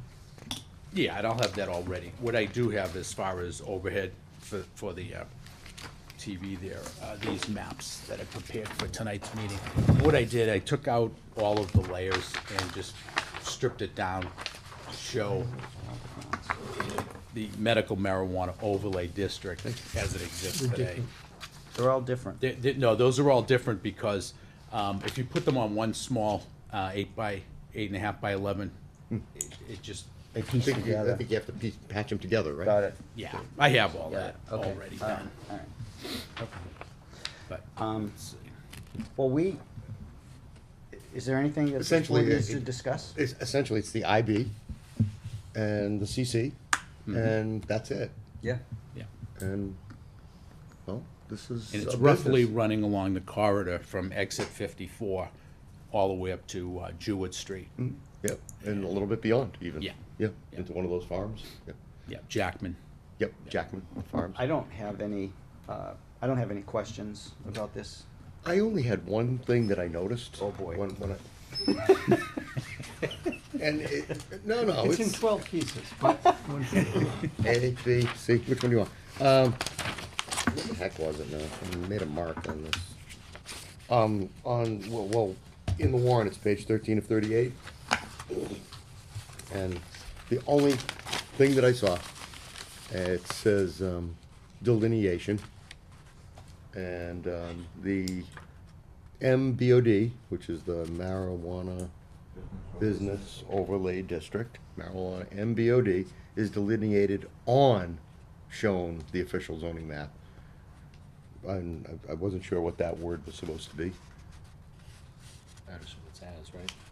As shown, perhaps? Yeah, It should have been yeah, as that's shown. correct. That's, and I realize that this is essentially the medical marijuana bylaw reworked. And I wanted to go back and check on the medical marijuana to see if that was a typo that just happened, or if the medical marijuana had that same error, and all these years we never noticed it. And then I realized, I can't look it up because the town code, the E-code, hasn't been updated in, is it 8 years now, I think? So I couldn't look it up online, and I didn't have time to go back and rifle through all my papers and things. But, 8 years. yes, it's been 8 years since we've, every zoning article. That's one of those typos, though, that reminds us of our humanity. Absolutely. Our human fallibility. Not just making it, but not seeing it for 8 years. Okay. Anything else on this one? Now, John, do you have anything else on this item? if you wanted me to, I could go over the particular areas. I don't if we don't need to. I don't, That's fine. I don't think we need to, Okay, good. unless you guys want to. The only thing I would like to say is when we finally redraw this, if we can come up with something that doesn't look like a bunch of individual plants Yeah. growing, that's the only thing. Yeah. Just aesthetics. I think they ran out of figurines to, to label things, because the Yeah. overlay district, when you really layers on top of one another, you can't really tell. It looks like a bunch of trees. It's just everywhere, but that's Jackman Right. Road right there. I think it just shows cartographers have sense of humor. Yeah. Yeah. What you So- do have to worry about with mind maps and all this GIS is that the colors can really bleed into other areas that were not included with the rezone. So you gotta be really careful when bet. you're reviewing the maps to make sure they accurately project color-wise. Mm-hmm. And then the other thing is the colors, unless you're really astute with your, recognition of various colors, the colors look the same. Oh, too. yeah. You can get into the various shades of yellow for the residential districts, yeah. If this warrant article isn't passed, then essentially the town is without a marijuana bylaw, correct?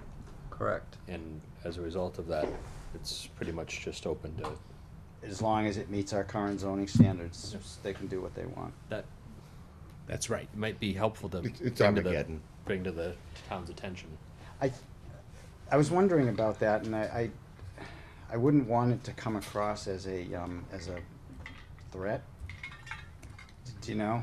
But it is important information that people understand they have to leave that night with something in place. They can't leave with a denial. Better to do this and then fix it than Yeah, if there needs to be fixing, that is, and, yeah. yeah. Okay, Doug, did you, Well, farm did you stands want will to, just do it, did you you know. want to comment on anything before we go on to the next item? No, just that warrant article for the bylaw is not a revote of question 4. It's because the town voted in favor of question 4. So the legislature, and they put together these rules that we had to put forth. So we need to have a bylaw. It's just not a revote to say whether or not we allow, adult use cannabis or not. That's a good point. That's a good clarification to make on the floor that night. Okay, so moving on to the second, which is Article 25 and the definition of continuous building area. John, do you want to? This is one that the board labored over for quite a while, and this is the exact language that was approved by the board. Again, it's actually not better defining what exists, but actually properly defining it. And when we first started out, it was lacking any real or enough verbiage to give a proper definition for continuous building area, which is referenced multiple times in the zoning ordinance. So, I hate to bring this up, but on continuous building area, what is to preclude in this definition someone taking a chunk of upland over here and a chunk of upland over here and connecting it by a 10-foot strip of upland? Anything? well, for building purposes, which is the most important part of it, you have to maintain a minimum width, I believe it's 65 feet from your access, roadway access to the building envelope of a lot. So there's a narrowness minimum, and that's established, and it's not this. So that is covered, I guess I just wanted to make sure that they can't connect the two and get then a certain amount of units and then squish them all onto one side where you do have that 60-foot width. Well, you still have your frontage to deal with. Yeah. And you still have your lot dimensions with your setbacks. So the geometry So, is gonna be constrained by the setbacks and frontage requirements in any district. But could it I be? see what you're saying, yeah. Could it be in theory, though, that they could take that one parcel that does have frontage and just max it out to a degree that still meets all of those that you were just talking about in a way that they normally could not have done? And they're doing it because they have this other contiguous buildingable area that allows them to create that number of But potential it lots. seems to me that you're talking about now the connection between these two parcels. And if the connection itself isn't buildable, then it's not a continuous building area, because you have that big chunk that's connecting them that can't be built on. But I'm not all sure I this- see it that way. Does that make sense? But all this says is that portion of the lot comprised exclusively of connected upland and consisting of such upland square footage equal to or greater than the minimum lot size required for the zoning district in which the lot is situated. Picture a 1 acre lot that's 75% wetland. Okay. That little bit of upland, it's not buildable, because you won't meet your CBA. It never would have been buildable, but you may have your frontage, you may have your depth, But setbacks. take imagine this is a road. Okay. You've got upland here and you've got upland here, and just this little strip of upland that connects it. Right. That could count as a lot under that definition, correct? Where's my frontage? Well, this is the road. That's all my frontage? Yeah. I'm sorry, it doesn't go back far enough. Okay. The frontage has to work all the way into the center, and you have to have a lot of depth. And that's working from the middle. How? Okay, I don't wanna belabor it. You're comfortable with this definition as is? Cool with There's it. something in my gut that tells me there's a loophole in here, but. Well, no, the thing that would alleviate that is if it's wetland, and that would be the only thing that would separate, the upland, would be wetland.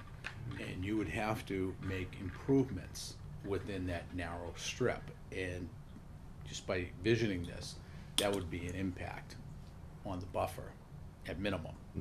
So that would be going through the Conservation Commission, who, they don't like that to happen. Keep in mind, this isn't for the big lots. This is for the little teeny lots that really shouldn't be developed anyway, because they're just soaking wet. And somebody's trying to squeeze a house into there because houses make you money. And it just wouldn't work anyway. It would prevent that. Okay, all right. I do, And it always did, it's just that it wasn't super clear as to why. No, it definitely wasn't clear before, and this is a lot clearer, that is for sure. I do want to bring to the board's attention one issue that's an aside, and we'll be dealing with the zoning ordinance pretty much in its entirety this coming year to clean things up. We're gonna be able to do that with our final agenda item too. The zoning code, you mean? Yeah, the zoning code. But if you look here on the screen here, 12, and I'll read it aloud.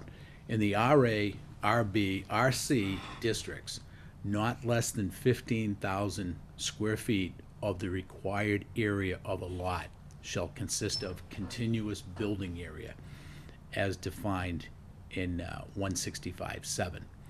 Okay.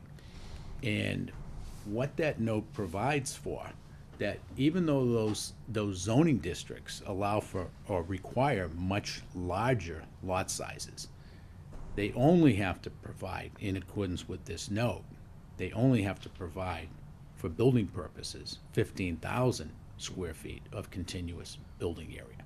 So there's a huge conflict within the zoning ordinance with what we're prescribing here as a new definition for same, and what this note provides for.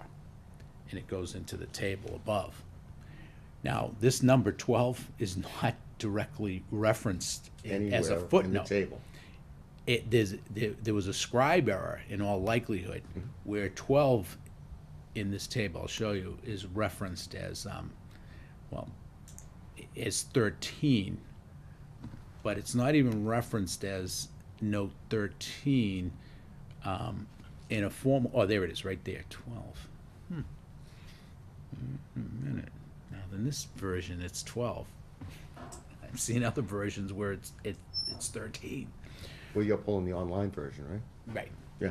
Yeah. The one that hasn't been updated? Oh, boy. 8 Yeah. years? So in any event, this is an important table that we're really gonna have to spend some time on cleaning up next year. And then, you know, we may want to provide for an exception so that the continuous building area of an 80,000 square foot zoning district, minimum lot size, is provided for if we don't intend to require that you have 80,000 square feet of upland for that particular zoning area, but maybe 80,000 square feet of an aggregate upland that could be separated by wetland, but have a minimum upland accessible from the frontage of 20,000, 30,000, or leave it at 15, I don't know.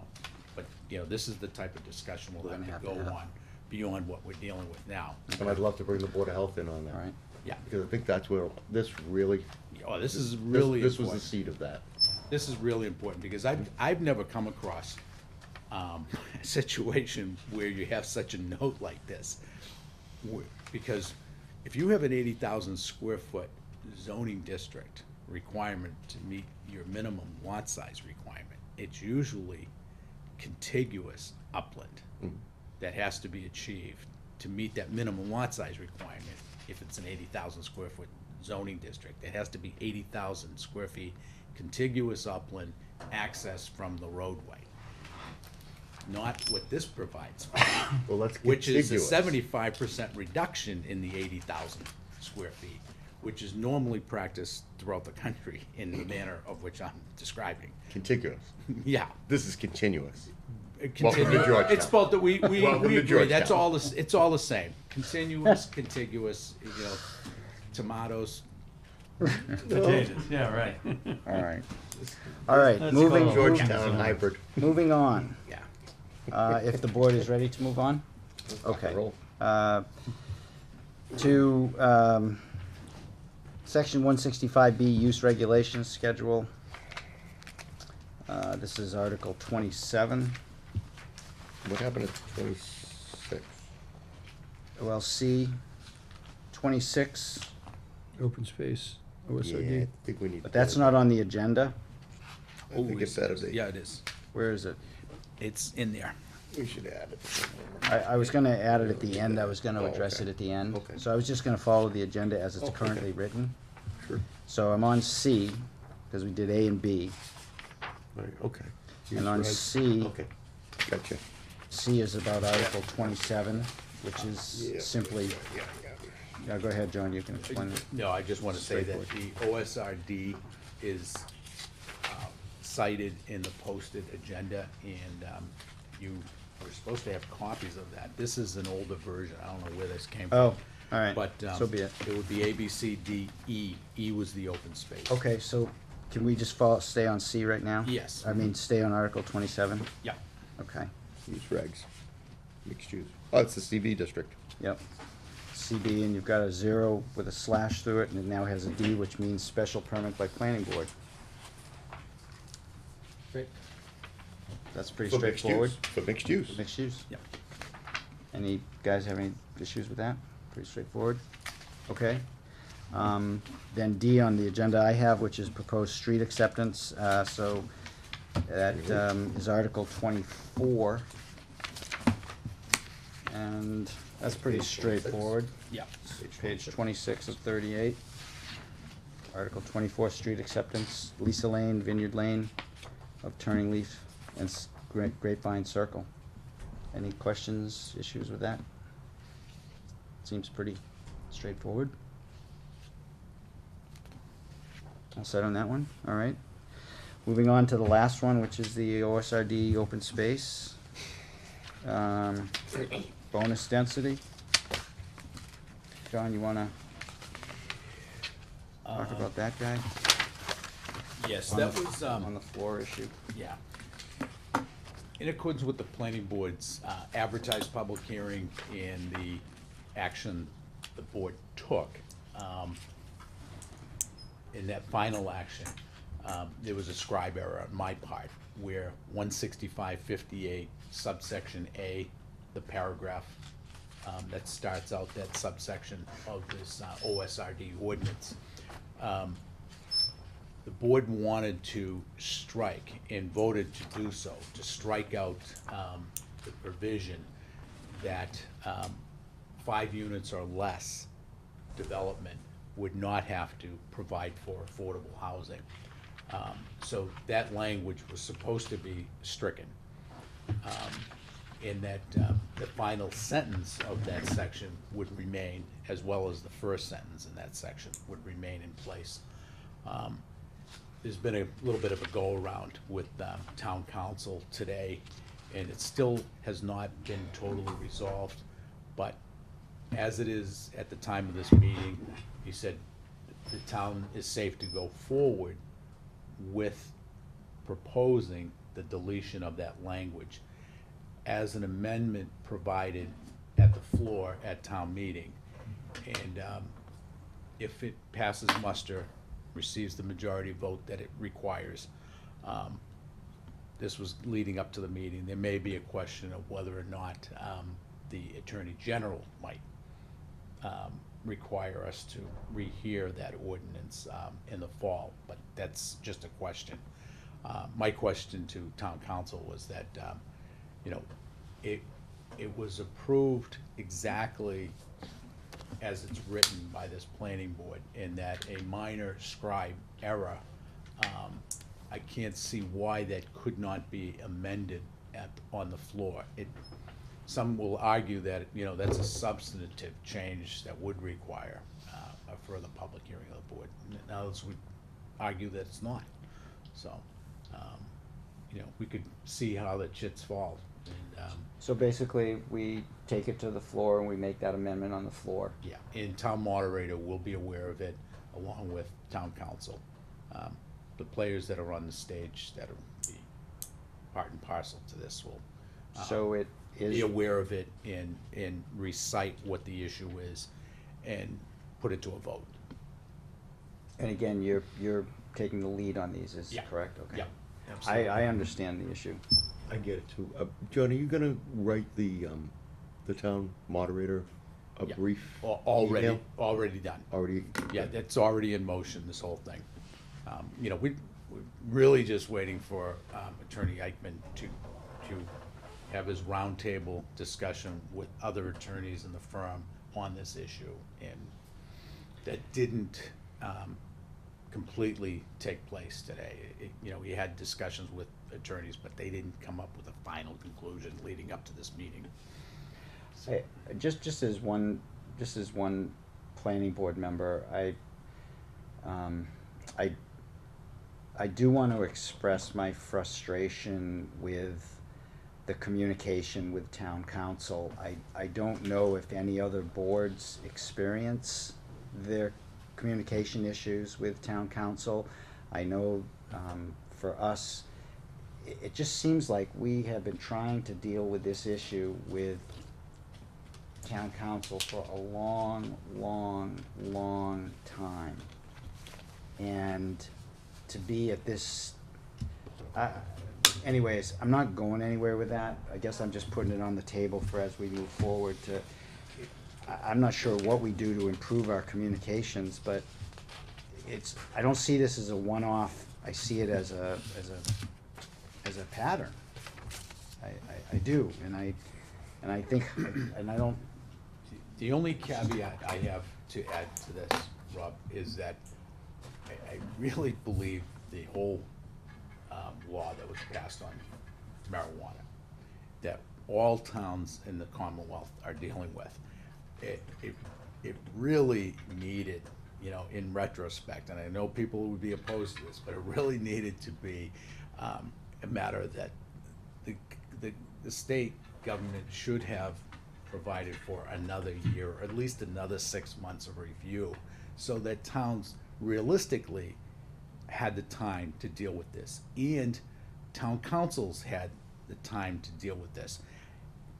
It really ended up being a matter that everybody was rushing into this thing with not enough time to thoroughly vet the whole thing out and come up with conclusions for what towns wanted to adopt. Everybody ran out of time.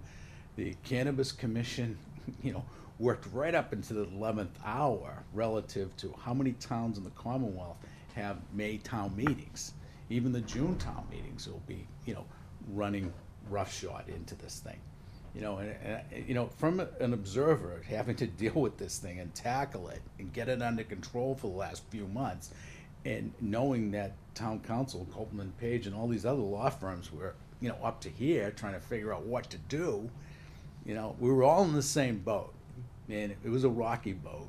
And I think a lot of communities are going to end up doing what they could possibly throw together, but it isn't going to be the end result of what they're going to have to do in the future. Because there will, I envision there will be plenty of lawsuits, because there are going to be plenty of people applying for this stuff, and towns aren't going to be able to handle it properly with what they adopt this spring. I think that what we finally have is a product that's pretty solid, if it is passed at town meeting, and I'm only talking about the marijuana issue, is that we do know that, yes, we're providing for the uses of that law in the medical marijuana district, which will now be the marijuana business overlay district. And that's where they can apply for the uses. And there's a formal application process, and everybody will go through that whole due process. And we will have that on the books. A lot of towns have just said no to it, and there'll be challenges to those type of towns, I think. Well, I appreciate what you said, and that point's well taken. Everybody, I think, was in that same boat with the state and the schedule, and I appreciate that. Yeah, I think that the Cannabis Control Commission and the Attorney General, in conjunction with one another, should have come out with a sample bylaw for communities. They should have helped. They should have They helped. should really have given some basic, Yeah. but It was too early, and then all the regional planning agencies throughout the Commonwealth, right? They're having symposiums scheduled for this spring. And, well, it's not going to do a lot of towns any good. Should have thought about that last fall. So But the nature of these things, though, is that whatever the deadline is, you're gonna need 6 more months. So if they had extended it by 6 more months, we would have needed 6 more months then. yeah, I think a lot of this is gonna be trial and error for a little while, and some mistakes are gonna get made, and some towns are gonna have to revise some bylaws, and that's the way this is gonna go. But if we waited for it to be perfect, the law wouldn't be implemented until, Kind of like the Affordable Care Act. Right. Yeah. All right. So that was. I think they would have been a little bit more that's a bonus. easygoing about pushing this thing, though. Taking the nature of the stuff. Do you folks have any other comments on that warrant article? All right. We So wore that out. we're gonna go to the last item, which is discuss and vote administrative assistant working full-time for planning office. And I know that I had presented to the board a while back, and that this was gonna be coming up at some point in time, potentially, to vote on this, and that here it is today. And I would say, correct me if I'm wrong, that the selectmen are on board with this move. And I had asked John to put together a list of tasks that he sees for work needing to be done, with having the administrative assistant go from 16 hours to 32 hours. It seems like a win-win from the planning department's point of view. And the items on the table are A, voting to increase those hours, and having that take effect immediately. And the other part of the motion has to do with, I think it's $4,092 comes out of our budget for this year only, to make up the difference with the town budget to allow this to happen. So that's kind of a skinny. And if anybody wants to have any discussions or questions about it, let's have at it.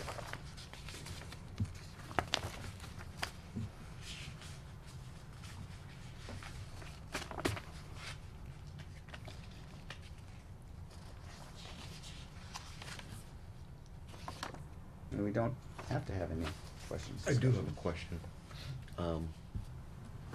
So funding for this, until June 30, whatever, comes from the expense budget? Correct. Okay, and there are adequate funds, Mary's confirmed that there are adequate funds. Correct. This presumes that now we'll be going into the FY 19 budget.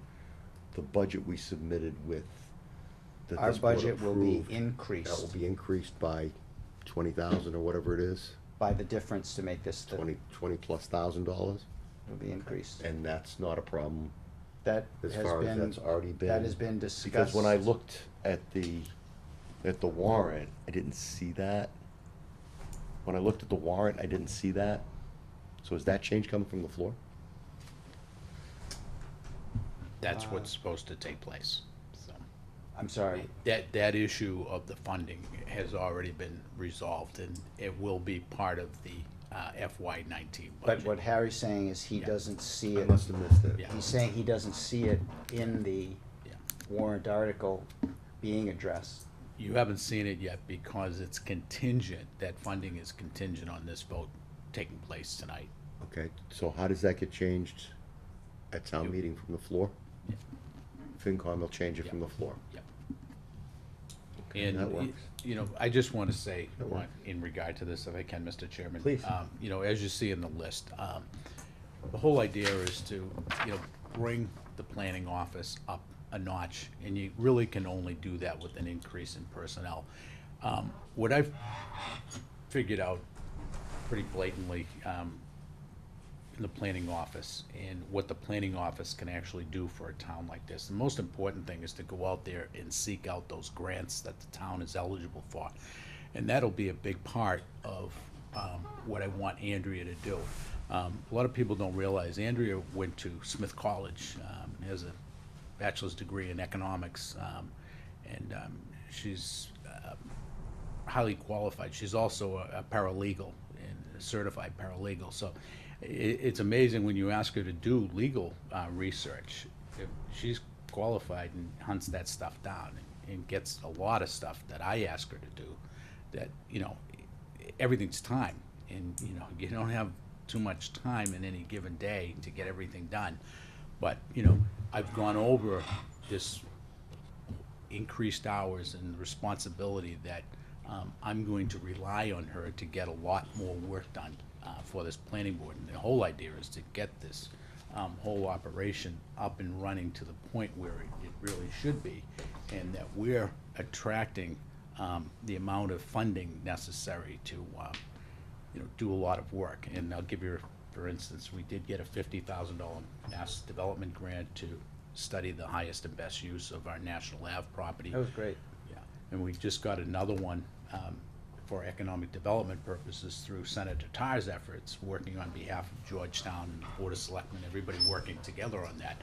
And we have all the departments in town working with the consulting engineer, Dan Coughlin, and his engineering team.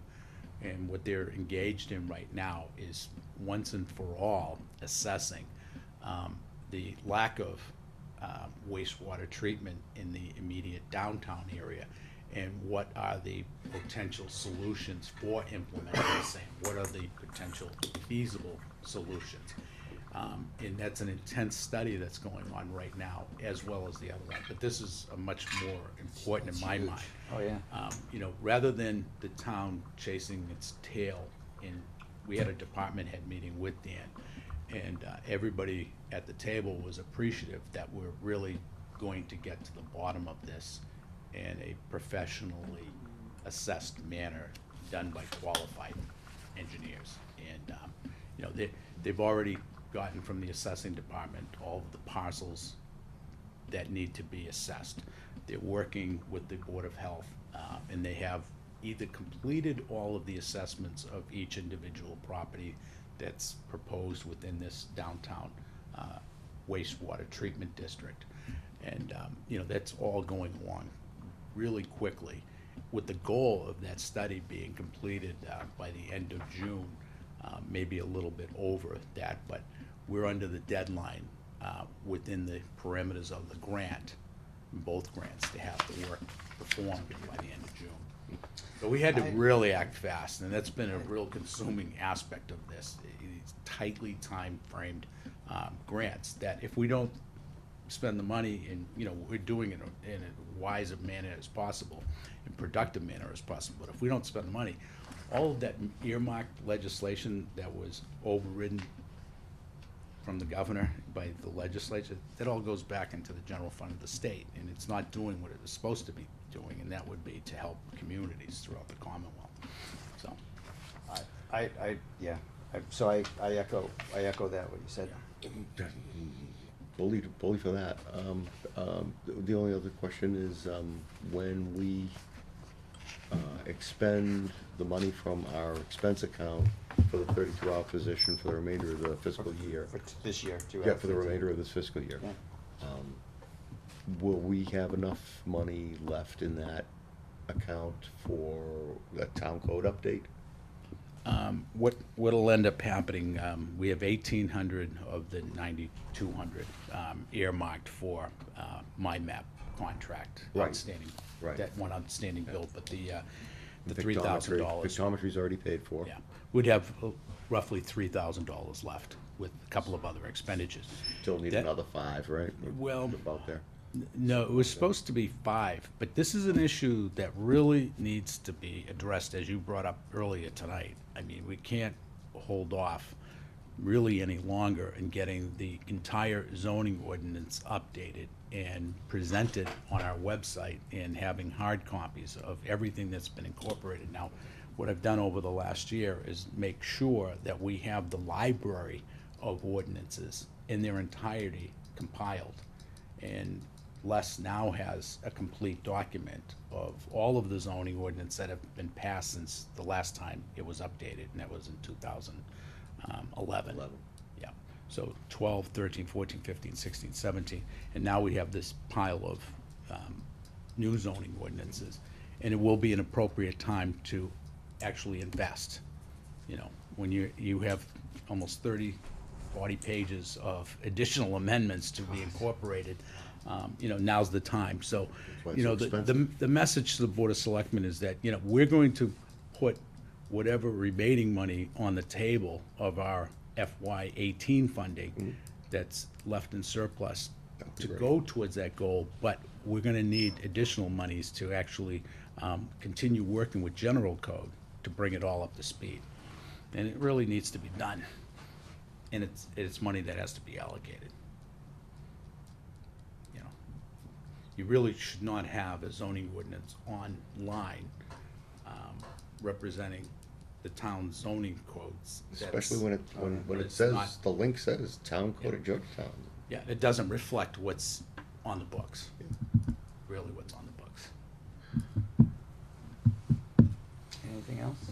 Glad no developers come in and clicked on that and come in and. But you said. You know, the other thing, So- the one other thing that's really important is that, you know, the town being at Merrimack Valley Planning Commission's table, I'm the assigned commissioner, and I go to monthly evening meetings on that, and I'm also the MPO rep now. And those are actually bi-weekly day meetings that, and I'm really thankful that their offices are only, it's 10 minutes away, so you can run over there. And, you know, and I was at an MPO meeting today, and, you know, what's sorely lacking is, and you can tell this has been happening for a while, you know, Georgetown is not represented sufficiently in the amount of roadway improvement projects that it really should be. And that's because we haven't been at the table. You only get heard, you only get seen, they only take action for those people that, you know, are at the table and speak up representing their towns. Gotta be there, even if you My- get it, they'll take it away if you're not at the Yeah. meeting. They will, I've seen. So my experience since you've been here, John, is the effort and the amount of time and work that you put in is much greater than the job description on paper. And I think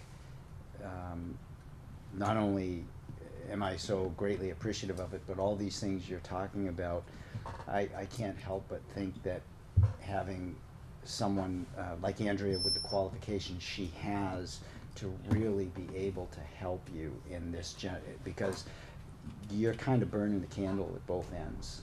And I keep asking you offline, I say, so you okay? So you okay?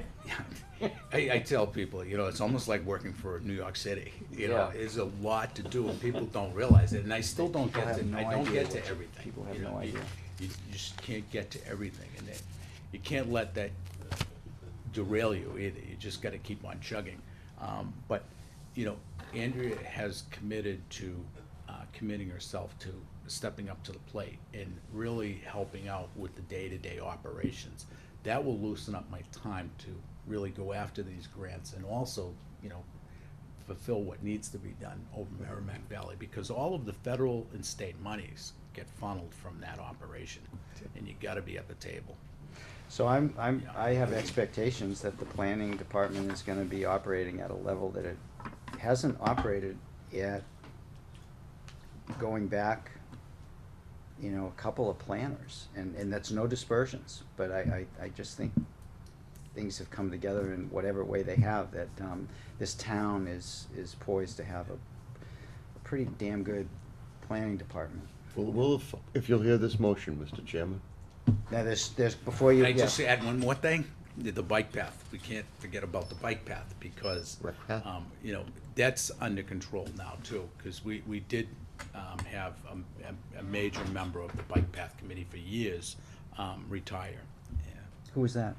Jeff, Jeff, he called it quits? yeah, a while back. Yeah. And Chris Roop and Bill Hastings really stepped up to the plate, and we have other active members. But what we had was an important meeting with Copeland and Page attorney last month, and we now know that they're going to be responsible for the easement issues that are highly unresolved.